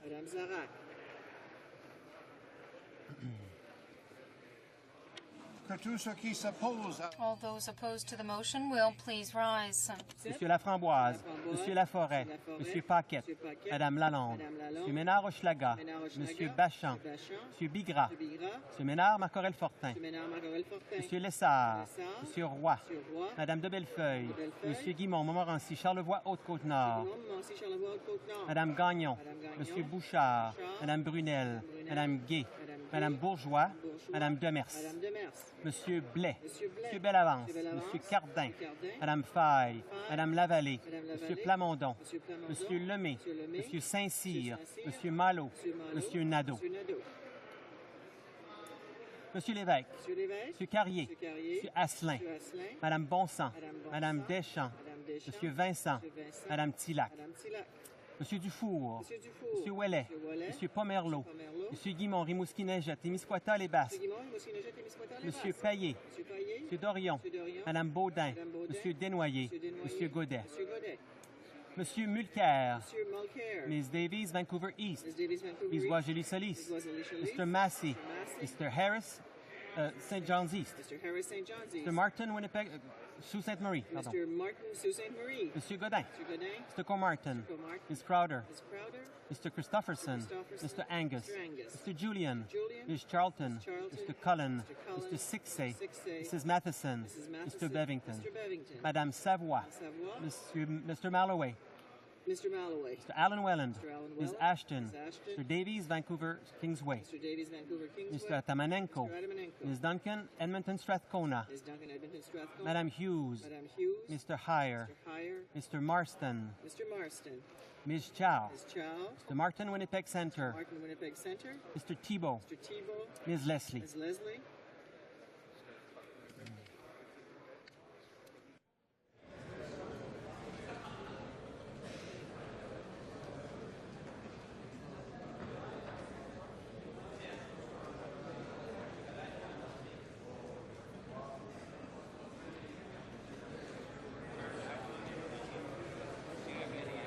Yeas pour 203, 203.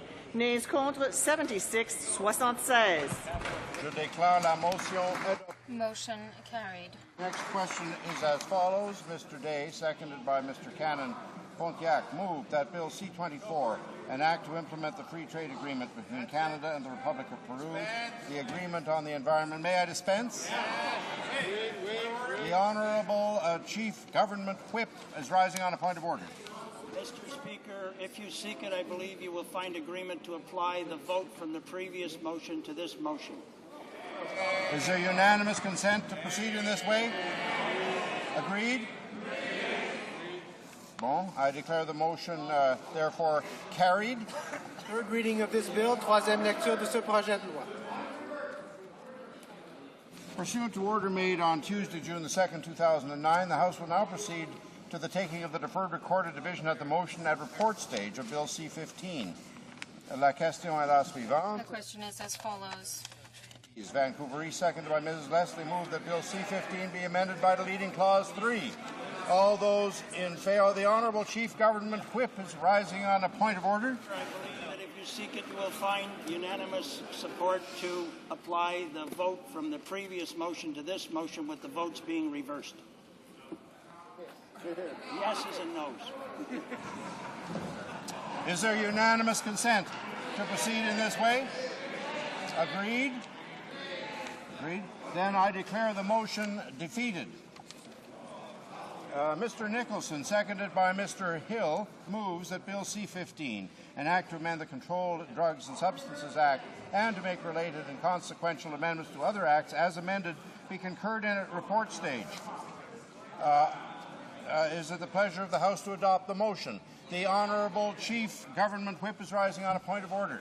Mr. Speaker, I believe if you seek it, you will find unanimous support to apply the vote from the previous motion to this motion in reverse. My head's spinning. I think I've got the drift, though. Is there unanimous consent to proceed in this fashion? Then I think I'm safe in declaring the motion carried. When shall the bill be read a third time? At the next sitting of the House. Okay. Pursuant to order made on Tuesday, June 2nd, 2009, the House will now proceed to the taking of the deferred recorder division on motion M299 under private members' business in the name of Mr. Trudeau. La question est la suivante. The question is as follows. Mr. Trudeau, seconded by Mr. Savage, moved that the Standing Committee on Human Resources, Skills and Social Development and the Status of Person with Disabilities, may I dispense? All those on my left in favor of the motion as amended will please rise. Monsieur Trudeau. Fifth row on my left. Ms. Murray. Mr. Andrews. Ms. Cody. Mrs. Crombie. Ms. Duncan and Tobico North. Ms. Foote. Monsieur Garneau. Mr. Kanya. Mr. Kennedy. Madame Mendez. Mr. Oliphant. Mr. Valeriat. Madame Zarak. Fourth row on my left. Mr. Holland, Mr. McGuinty, Ms. Ratansi, Mr. Rodriguez, Mr. Rota, Mr. Savage, Mr. Scarpellegia, Mr. Silva, Mr. Sims, Mr. Russell, Mr. Dhaliwal, Mr. Murphy, Moncton Riverview, Dieppe, Mr. Pearson, Ms. Hall Finley, Ms. Duncan, Edmonton Strathcona, Madame Hughes, Mr. Heyer, Madame Savoie, Mr. Malloway, Mr. Alan Welland, Ms. Ashton, Mr. Davies, Vancouver Kingsway, Mr. Atamanenko. Third row on my left. Mr. McTague, Mr. Patry, Mr. Zabo, Madame Folco, Mr. Wilfert, Mr. Bagnall, Mr. Eiking, Mr. Leblanc, Mr. Murphy Charlottetown, Ms. Neville, Mr. Tonks, Mr. Pachetti, Mr. Baines, Mr. Damour, Ms. Dalla, Mr. Julian, Ms. Charlton, Mr. Cullen, Mr. Sixay, Mrs. Matheson, Mr. Bevington. Second row on my left. Mr. Carey-Janis, Mr. Canis, Mr. Lee, Ms. Bennett, Mr. Bryson, Mr. Coderre, Mr. Cotler, Mr. Dosange, Mr. Malley, Madame Jennings, Mr. Cosner, Mr. Proux, Mr. Martin Esquimalt Juan de Fuca, Mr. Martin Sault Ste. Marie, Mr. Godin, Mr. Comartin, Ms. Crowder, Mr. Christopherson, Mr. Angus.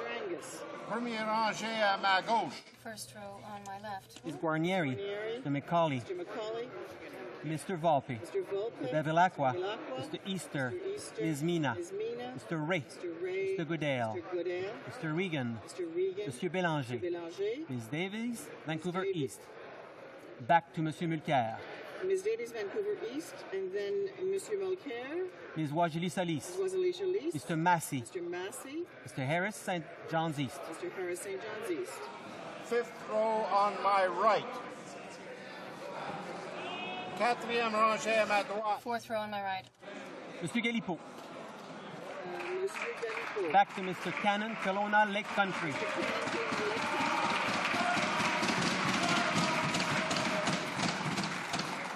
Troisième rangée. The third row on my right. Mr. Mark. Mr. Mark. Mr. Chong. Mr. Chong. Mr. Bazan. Mr. Bazan. Deuxième rangée. Second row on my right. Mr. Thibault. Mr. Thibault. Is Leslie. Is Leslie. First row on my right. Mr. Marston. Mr. Marston. Is Chow. Chow. Mr. Martin, Winnipeg Centre. Mr. Martin, Winnipeg Centre. All those opposed to the motion will please rise. Cinquième rangée. Fifth row to my left. Monsieur Ouellet. Monsieur Pomerleau. Monsieur Guimont, Rimouski-Neigette, Témiscouata-les-Basques. Monsieur Guimont, Rimouski-Neigette, Témiscouata-les-Basques. Monsieur Payet. Monsieur Dorion. Madame Baudin. Monsieur Desnoyers. Monsieur Godet. Quatrième rangée. Fourth row to my left. Monsieur Carrier. Monsieur Asselin. Madame Bonsan. Madame Deschamps. Monsieur Vincent. Madame Tillac. Troisième rangée. Third row to my left. Monsieur. Pardon, Monsieur Blais. Monsieur Blais. Monsieur Bellavance. Monsieur Bellavance. Monsieur Cardin. Monsieur Cardin. Madame Faye. Madame Lavallée. Madame Lavallée. Monsieur Plamondon. Monsieur Plamondon. Monsieur Lemay. Monsieur Lemay. Monsieur Saint-Cyr. Monsieur Malo. Monsieur Malo. Monsieur Nadeau. Monsieur Nadeau. Second row on my left. Monsieur Lessard. Monsieur Lessard. Monsieur Roy. Monsieur Roy. Madame de Bellefeuille. Monsieur Guimont. Montmorency-Charlevoix, Haute-Côte-Nord. Guimont, Montmorency, Charlevoix, Haute-Côte-Nord. Madame Gagnon. Madame Gagnon. Monsieur Bouchard. Madame Brunel. Madame Gay. Madame Gay. Madame Bourgeois. Madame Demers. Madame Demers. First row on my left. Monsieur Laframboise. Monsieur Laforêt. Monsieur Laforêt. Monsieur Duceppe. Monsieur Paquette. Monsieur Paquette. Madame Lalonde. Madame Lalonde. Monsieur Ménard-Hochelaga. Monsieur Ménard-Hochelaga. Monsieur Bachan. Monsieur Bachan. Monsieur Bigras. Monsieur Bigras. Monsieur Ménard-Marcorel-Fortin. Monsieur Ménard-Marcorel-Fortin. Cinquième rangée. Fifth row to my right. Shear. Mr. De Volen. Mr. Clark. Mrs. Block. Mr. Bowen. Mr. Braid. Mr. Braid. Ms. Brown, Newmarket Aurora. Brown, Newmarket Aurora. Ms. Cadman. Cadman. Mr. Calandra. Calandra. Mr. Deckert. Mr. Deckert. Mr. Dreeshen. Mr. Dreeshen. Ms. Hepner. Ms. Hepner. Mr. Heyer. Mr. Holder.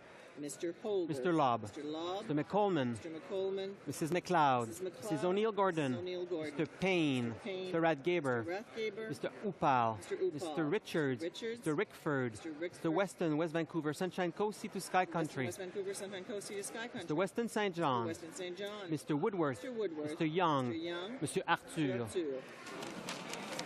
Fourth row on my right. Mr. Brown leads Granville. Mr. Brown leads Grenville. Mrs. Greywall. Mrs. Greywall. Mr. Cramp, Prince Edward Hastings. Cramp, Prince Edward Mr. Hastings. Miller. Mr. Miller. Mr. Preston. Mrs. Smith. Mrs. Smith. Mr. Tilson. Mr. Tilson. Mr. Trost. Mr. Trost. Mr. Tweed. Mr. Tweed. Mr. Watson. Mr. Watson. Mr. Lauzon. Monsieur Lauzon. Monsieur Blaney. Monsieur Blaney. Mr. Brownberry. Mr. Brownberry. Mr. Brenouge. Mr. Brenouge. Mr. Calkins. Mr. Calkins. Mrs. Davidson. Mrs. Davidson. Mr. Fast. Mr. Fast. Mr. Mays. Mr. Mays. Mr. Norlock. Mr. Norlock. Mr. Shipley. Mr. Shipley. Mr. Stanton. Mr. Stanton. Mr. Storsett. Mr. Storsett. Mr. Sweet. Mr. Sweet. Mr. Van Kesteren. Mr. Van Kesteren. Mr. Warkington. Mr. Workington. Row on my right. Mr. Wallace. Back to Mr. Wallace. Mr. Wallace. Row on my right. Goldring. Goldring. Mr. Bernier. Mr. Bernier. Mr. Kerr. Mr. Kerr. Mr. O'Brien. Mr. O'Brien. Mr. Moore-Fundy Royal. Mr. Moore-Fundy Royal. Mr. Petit. Mr. Petit. Mr. Hahn. Mr. Hahn. Mr. Poilievre. Mr. Poilievre. Mr. Lukiski. Mr. Lukiski. Mrs. Wong. Mrs. Wong. Mrs. Glover. Mrs. Glover. Madame Boucher. Madame Boucher. Mr. Anderson. Mr. Anderson. Mr. Jean. Mr. Jean. Mr. Komarnicki. Mr. Komarnicki. Mr. Lemieux. Mr. Lemieux. Mr. Saxton. Mr. Saxton. Mr. Velicott. Mr. Velicott. Mrs. Gallant. Mrs. Gallant. Mr. Lunny. Mr. Lunny. Mr. Rajat. Mr. Rajat. Mr. Reed. Mr. Reed. Mr. Sorensen. Mr. Sorensen. Mr. Schellenberger. Mr. Schellenberger. Mr. Allison. Mr. Allison. Deuxième rangée à ma droite. Second row to my right. Mr. Richardson. Mr. Benoit. Mr. Benoit. Mr. Brightcrest. Mr. Brightcrest. Mr. Lake. Mr. Lake. Mr. Kitty, South Shore St. Margaret's. Mr. Kitty, South Shore St. Margaret's. Mr. Warwa. Mr. Warwa. Mr. Mackenzie. Mr. Mackenzie. Mr. Goodyear. Mr. Goodyear. Mr. Merrifield. Mr. Merrifield. Mrs. Yelich. Mrs. Yelich. Mr. Hill. Mr. Hill. Mr. O'Connor. Mr. O'Connor. Ms. Raitt. Ms. Raitt. Mrs. Oblonsky. Mrs. Oblonsky. Mrs. Georges. Ms. Georges. Mr. Ashfield. Mr. Ashfield. Mr. Lunn. Mr. Lunn. Mr. Menzies. Mr. Menzies. Mr. Dykstra. Mr. Dykstra. Mr. Del Mastro. Mr. Del Mastro. Mr. Gould. Mr. Gould. Mr. Carey. Mr. Carey. Premier rangée à ma droite. First row to my right. To Mr. Cummins. Mr. Oh, sorry. Cummins. And then Mr. Harris, Caribou Prince George. Mr. Harris, Caribou Prince George. Okay, premier rangée à ma droite. First row to my right. Sure. Fletcher. Ms. Ambrose. Ms. Ambrose. Ms. Oda. Ms. Oda. Mr. Van Loan. Mr. Van Mr. Loan. Taves. Mr. Taves. Mr. Day. Mr. Day. Mr. Nicholson. Mr. Nicholson. Mr. McKay Central Nova. McKay Central Nova. Mr. Prentice. Mr. Prentice. Mr. Cannon Pontiac. Cannon Pontiac. Mr. Flaherty. Mr. Flaherty. Mr. Clement. Mr. Clement. Mr. Straw. Mr. Straw. Mr. Baird. Mr. Baird. Ms. Finley. Ms. Finley. Mr. Ritz. Mr. Ritz. Mrs. Shea. Mrs. Shea. Mr. Kenny, Calgary Southeast. Mr. Kenny, Calgary Southeast. Mr. Moore, Port Moody Westwood, Port Coquitlam. Moore, Port Moody Westwood, Port Coquitlam. Mr. Paradis. Mr. Paradis. Mr. Zaglucak. Mr. Blackburn. Mr. Blackburn. Mr. Abbott. Mr. Abbott. Mr. Duncan, Vancouver Island North. Mr. Duncan, Vancouver Island North.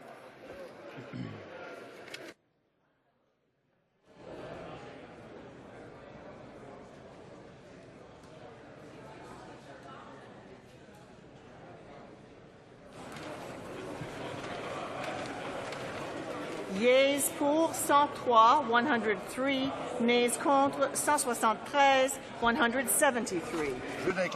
I declare the motion as amended defeated.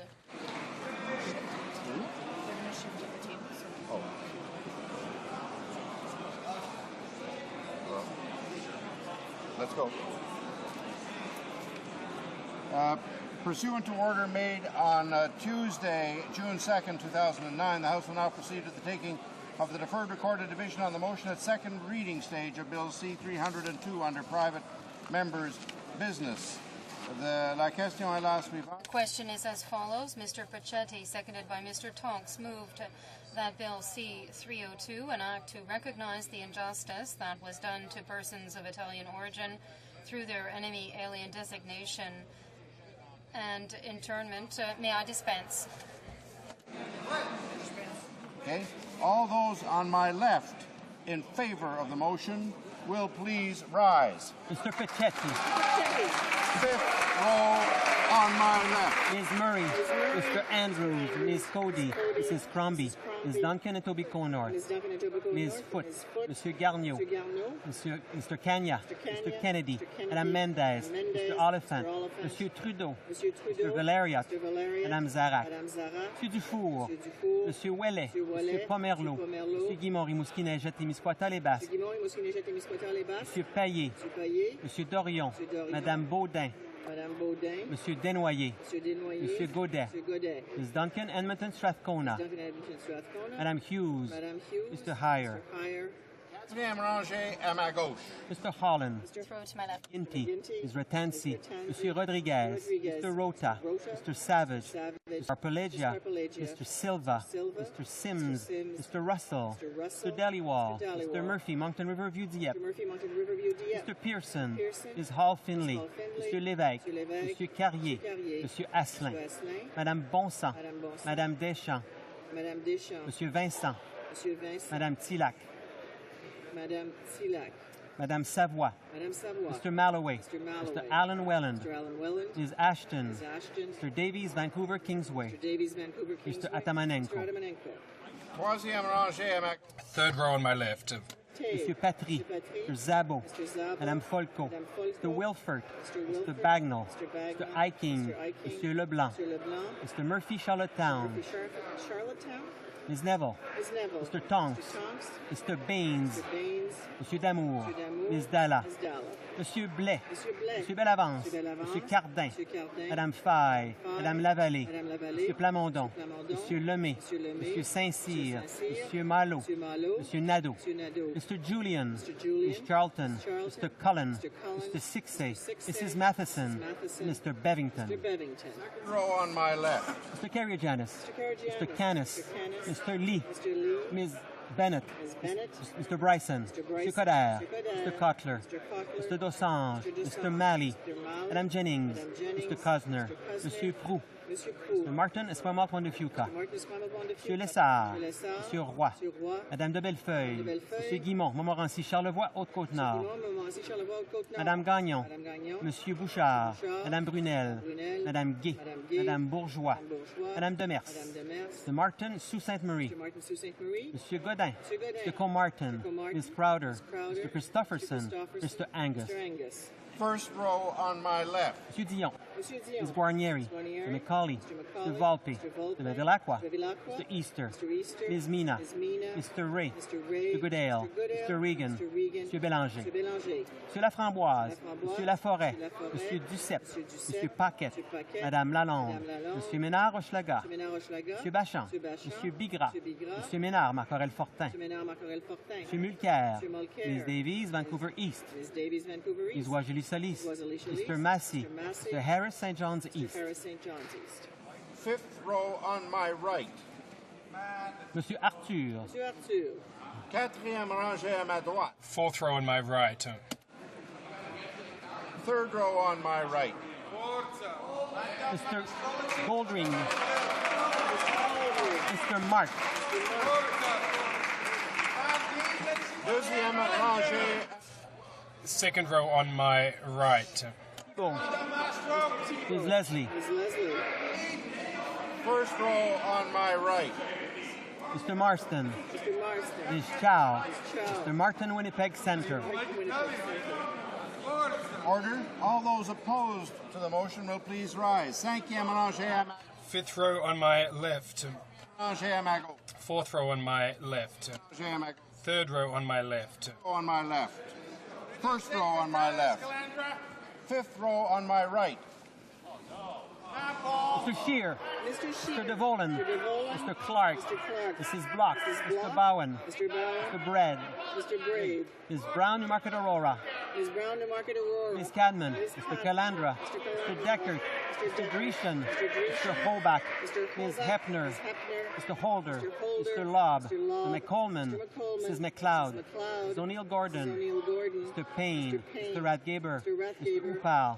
Mr. Richards. Mr. Rickford. Mr. Weston, West Vancouver, Sunshine Coast, Sea to Sky Country. Mr. Weston St. John. Mr. Woodworth. Mr. Young. Fourth row on my right. Mr. Brown, Leeds Granville. Mrs. Greywall. Mr. Cramp, Prince Edward Hastings. Mr. Miller. Mr. Preston. Mrs. Smith. Mr. Tilson. Mr. Trost. Mr. Tweed. Mr. Watson. Mr. Lauzon. Mr. Allen, to Big Mactaquac. Mr. Blaney. Mr. Brownberry. Mr. Brunews. Mr. Calkins. Mr. Cannon, Kelowna Lake Country. Mrs. Davidson. Mr. Fast. Mr. Galipo. Mr. Mays. Mr. Norlock. Mr. Shipley. Mr. Stanton. Mr. Storsett. Mr. Sweet. Mr. Van Kesteren. Mr. Wallace. Mr. Warkington. Troisième rangée à ma droite. Third row on my right. Hassan. Mr. Chong. Mr. Kerr. Mr. O'Brien. Mr. Morfundy Royal. Mr. Petit. Mr. Hahn. Mr. Poilievre. Mr. Lukiski. Mrs. Wong. Mrs. Glover. Madame Boucher. Mr. Anderson. Mr. Jean. Mr. Komarnicki. Mr. Lemieux. Mr. Saxton. Mr. Velicott. Mrs. Gallant. Mr. Lunny. Mr. Rajat. Mr. Reed. Mr. Sorensen. Mr. Schellenberger. Mr. Allison. Mr. Bazan. Second row on my right. Mr. Richardson. Mr. Benoit. Mr. Brightprice. Mr. Lake. Mr. Kitty, South Shore St. Margaret. Mr. Warawa. Mr. Mackenzie. Mr. Goodyear. Mr. Merrifield. Mrs. Yelich. Mr. Kill. Mr. O'Connor. Ms. Raitt. Mrs. Oblonsky. Mrs. Georges. Mr. Ashfield. Mr. Lunn. Mr. Menzies. Mr. Dykstra. Mr. Del Mastro. Mr. Gould. Mr. Carey. Mr. Cummins. Mr. Harris, Caribou, Prince George. Row on my right. Mr. Fletcher.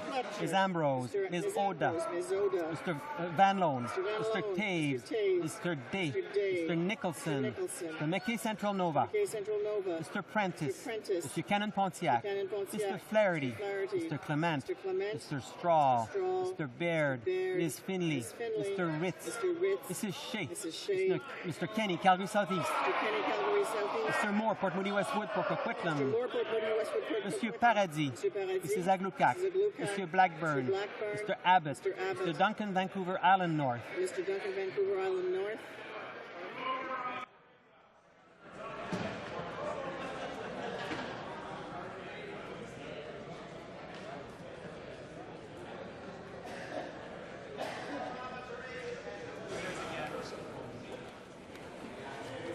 Yeas pour 146, 146. Nays contre 131, 131.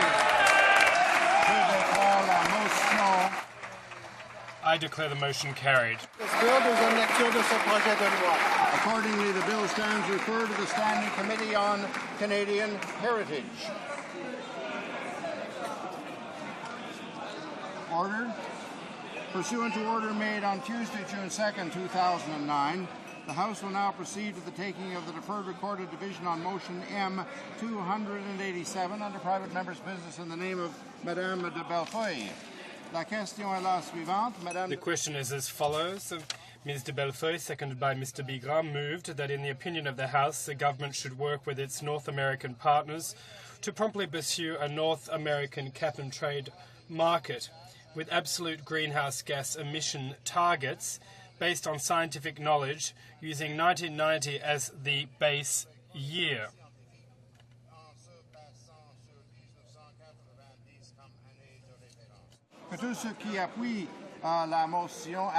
All those at my left in favour of the motion will please rise. On my left. Ms. Murray.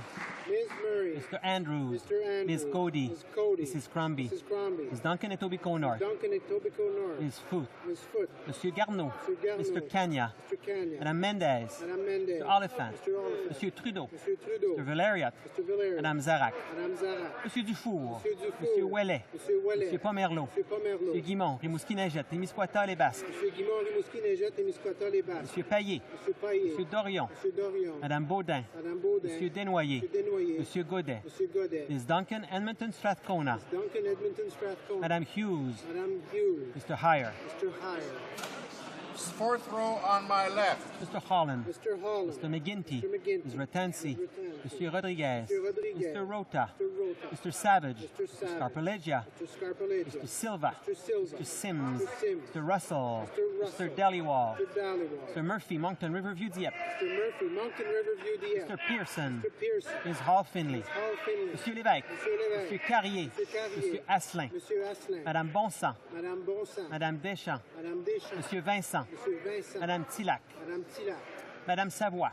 Madame Savoie. Mr. Malloway. Mr. Malloway. Mr. Alan Welland. Mr. Alan Welland. Ms. Ashton. Ms. Ashton. Mr. Davies, Vancouver, Kingsway. Mr. Davies, Vancouver, Kingsway. Mr. Atamanenko. Mr. Adamanenko. J'ai à ma gauche. Mr. McTague. Mr. McTague. Monsieur Patry. Mr. Patry. Mr. Zabo. Mr. Zabo. Madame Folco. Madame Folco. Mr. Wilford. Mr. Wilford. Mr. Bagnall. Mr. Bagnall. Mr. Eiking. Mr. Eiking. Mr. Leblanc. Mr. Leblanc. Mr. Murphy, Charlottetown. Murphy, Charlottetown. Ms. Neville. Ms. Neville. Mr. Tonks. Mr. Tonks. Mr. Pachetti. Mr. Pachetti. Mr. Baines. Mr. Baines. Monsieur Damour. Mr. Damour. Ms. Dalla. Ms. Dalla. Monsieur Blais. Monsieur Blais. Monsieur Bellavance. Monsieur Bellavance. Monsieur Cardin. Monsieur Cardin. Madame Faye. Madame Faye. Madame Lavallée. Madame Lavallée. Monsieur Plamondon. Monsieur Plamondon. Monsieur Lemay. Monsieur Lemay. Monsieur Saint-Cyr. Monsieur Saint-Cyr. Monsieur Malo. Monsieur Malo. Monsieur Nadeau. Monsieur Nadeau. Mr. Julian. Mr. Julian. Ms. Charlton. Ms. Charlton. Mr. Cullen. Mr. Cullen. Mr. Sixay. Mr. Sixay.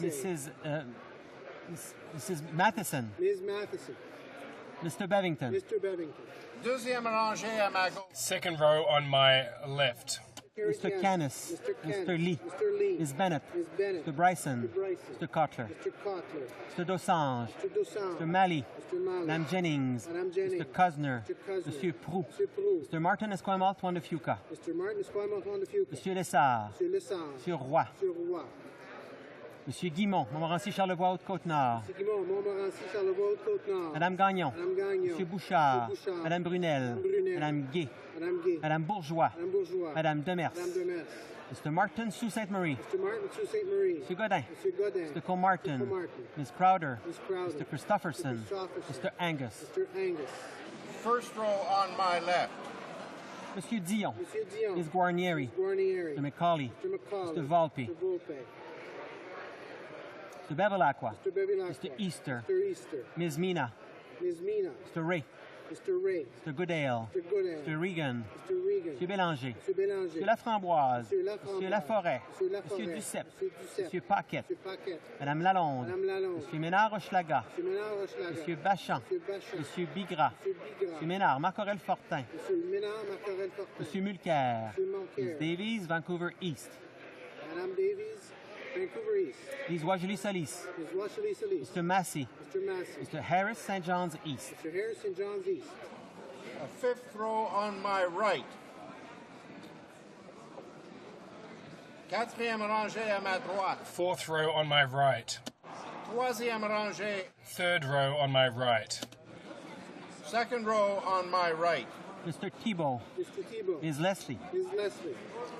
Premier rangée à ma... First row on my right. Mr. Marston. Ms. Chow. Ms. Chow. Mr. Martin, Winnipeg Centre. Mr. Martin, Winnipeg Centre. All those opposed to the motion will please rise. Fifth row on my left. Quatrième rangée. Fourth row on my left. Rangée. Third row on my left. On my left. First row on my left. Fifth row on my right. Mr. Shear. Mr. Shear. Mr. DeVolen. Mr. DeVolen. Mr. Clark. Mr. Clark. Mrs. Block. Ms. Block. Mr. Bowen. Mr. Bowen. Mr. Braid. Mr. Braid. Ms. Brown, Newmarket Aurora. Ms. Brown, Newmarket Aurora. Ms. Cadman. Ms. Cadman. Mr. Calandra. Mr. Calandra. Mr. Deckert. Mr. Deckert. Mr. Dreeshen. Mr. Dreeshen. Mr. Hoback. Mr. Hoback. Ms. Hepner. Ms. Hepner. Mr. Holder. Mr. Holder. Mr. Lobb. Mr. Lobb. Mr. McColeman. Mr. McColeman. Mrs. McLeod. Mrs. McLeod. Mrs. O'Neill Gordon. Mrs. O'Neill Gordon. Mr. Payne. Mr. Payne. Mr. Rathgaber. Mr. Rathgaber. Mr. Upal. Mr. Upal. Mr. Richards. Mr. Richards. Mr. Rickford. Mr. Rickford. Mr. Weston, West Vancouver, Sunshine Coast, Sea to Sky Country. Mr. Weston, West Vancouver, Sunshine Coast, Sea to Sky Country. Mr. Weston St. John. Mr. Weston St. John. Mr. Woodworth. Mr. Woodworth. Mr. Young. Mr. Young. Mr. Arthur. Mr. Arthur. Quatrième rangée à ma droite. Fourth row on my right. Mr. Brown, Leeds Grenville. Mrs. Greywall. Mrs. Greywall. Cramp, Prince Edward Hastings. Mr. Cramp, Prince Edward Hastings. Mr. Miller. Mr. Miller. Mr. Preston. Mr. Preston. Mrs. Smith. Mrs. Smith. Mr. Tilson. Mr. Tilson. Mr. Trost. Mr. Trost. Mr. Tweed. Mr. Tweed. Mr. Watson. Mr. Watson. Monsieur Lauzon. Mr. Lauzon. Mr. Allen, Tobic Mactaquac. Mr. Allen Tobic Mactaquac. Monsieur Blanny. Mr. Blanny. Mr. Brownberry. Mr. Brownberry. Mr. Brunous. Mr. Brunous. Mr. Calkins. Mr. Calkins. Mr. Cannon, Kelowna Lake Country. Mr. Cannon, Kelowna Lake Country. Mrs. Davidson. Mrs. Davidson. Mr. Fast. Mr. Fast. Mr. Galipo. Mr. Galipo. Mr. Mays. Mr. Mays. Mr. Norlock. Mr. Norlock. Mr. Shipley. Mr. Shipley. Mr. Stanton. Mr. Stanton. Mr. Storseth. Mr. Storseth. Mr. Sweet. Mr. Sweet. Mr. Van Kesteren. Mr. Van Kesteren. Mr. Wallace. Mr. Wallace. Mr. Warkington. Mr. Warkington. Third row on my right. Mr. Anders. Mr. Anders. Mr. Casson. Mr. Casson. Mr. Goldring. Mr. Goldring. Mr. Mark. Mr. Mark. Mr. Bernier. Mr. Bernier. Mr. Chong. Mr. Chong. Mr. Kerr. Mr. Kerr. Mr. O'Brien. Mr. O'Brien. Mr. Moore Funny Royal. Mr. Moore Funny Roy. Mr. Petit. Mr. Petit. Mr. Hahn. Mr. Hahn. Mr. Poilievre. Mr. Poilievre. Mr. Lukiski. Mr. Lukiski. Mrs. Wong. Mrs. Wong. Mrs. Glover. Mrs. Glover. Madame Boucher. Madame Boucher. Mr. Anderson. Mr. Anderson. Mr. Jean. Mr. Jean. Mr. Komarnicki. Mr. Komarnicki. Mr. Lemieux. Mr. Lemieux. Mr. Saxton. Mr. Saxton. Mr. Velicott. Mr. Velicott. Mrs. Gallant. Mrs. Gallant. Mr. Lunny. Mr. Lunny. Mr. Rajat. Mr. Rajat. Mr. Reed. Mr. Reed. Mr. Sorensen. Mr. Sorensen. Mr. Schellenberger. Mr. Schellenberger. Mr. Allison. Mr. Allison. Mr. Bazan. Mr. Bazan. Second row on my right. Mr. Richardson. Mr. Richardson. Mr. Benoit. Mr. Benoit. Mr. Brightcraft. Mr. Brightcraft. Mr. Lake. Mr. Lake. Mr. Keddy, South Shore St. Margaret's. Mr. Keddy, South Shore St. Mr. Margaret's. Warawa. Mr. Warawa. Mr. Mackenzie. Mr. Mackenzie. Mr. Goodyear. Mr. Mr. Goodyear. Merrifield. Mr. Merrifield. Mrs. Yelich. Mrs. Yelich. Mr. Hill. Mr. Hill. Mr. O'Connor. Mr. O'Connor. Mrs. Rate. Ms. Rate. Mrs. Oblonsky. Mrs. Oblonsky. Mrs. Georges. Ms. Georges. Mr. Ashfield. Mr. Ashfield. Mr. Lunn. Mr. Lunn. Mr. Menzies. Mr. Menzies. Mr. Dykstra. Mr. Dykes. Mr. Del Mastro. Mr. Del Mastro. Mr. Gould. Mr. Gould. Mr. Carey. Mr. Carey. Mr. Cummins. Mr. Cummins. Mr. Harris. Caribou Prince George. Mr. Harris, Caribou, Prince George. Premier rangée à ma droite. First row on my right. Ambrose. Ms. Ambrose. Ms. Oda. Ms. Oda. Mr. Van Loan. Mr. Van Loan. Mr. Taves. Mr. Taves. Mr. Day. Mr. Day. Mr. Nicholson. Mr. Nicholson. Mr. McKay Central Nova. Mr. McKay Central Nova. Mr. Prentice. Mr. Prentice. Mr. Cannon Pontiac. Mr. Cannon Pontiac. Mr. Flaherty. Mr. Flaherty. Mr. Clement. Mr. Clement. Mr. Straw. Straw. Mr. Baird. Mr. Baird. Ms. Finley. Ms. Finley. Mr. Ritz. Mr. Ritz. Mrs. Shea. Mrs. Shea. Mr. Kenny, Calgary Southeast. Mr. Kenny, Calgary Southeast. Mr. Moore, Port Moody Westwood, Port Coquitlam. Mr. Moore, Port Moody, Westwood, Port Coquitlam. Monsieur Paradis. Mr. Paradis. Mrs. Aglukac. Mrs. Aglukac. Mr. Blackburn. Mr. Blackburn. Mr. Abbott. Mr. Abbott. Mr. Duncan, Vancouver Island North. Mr. Duncan, Vancouver Island North.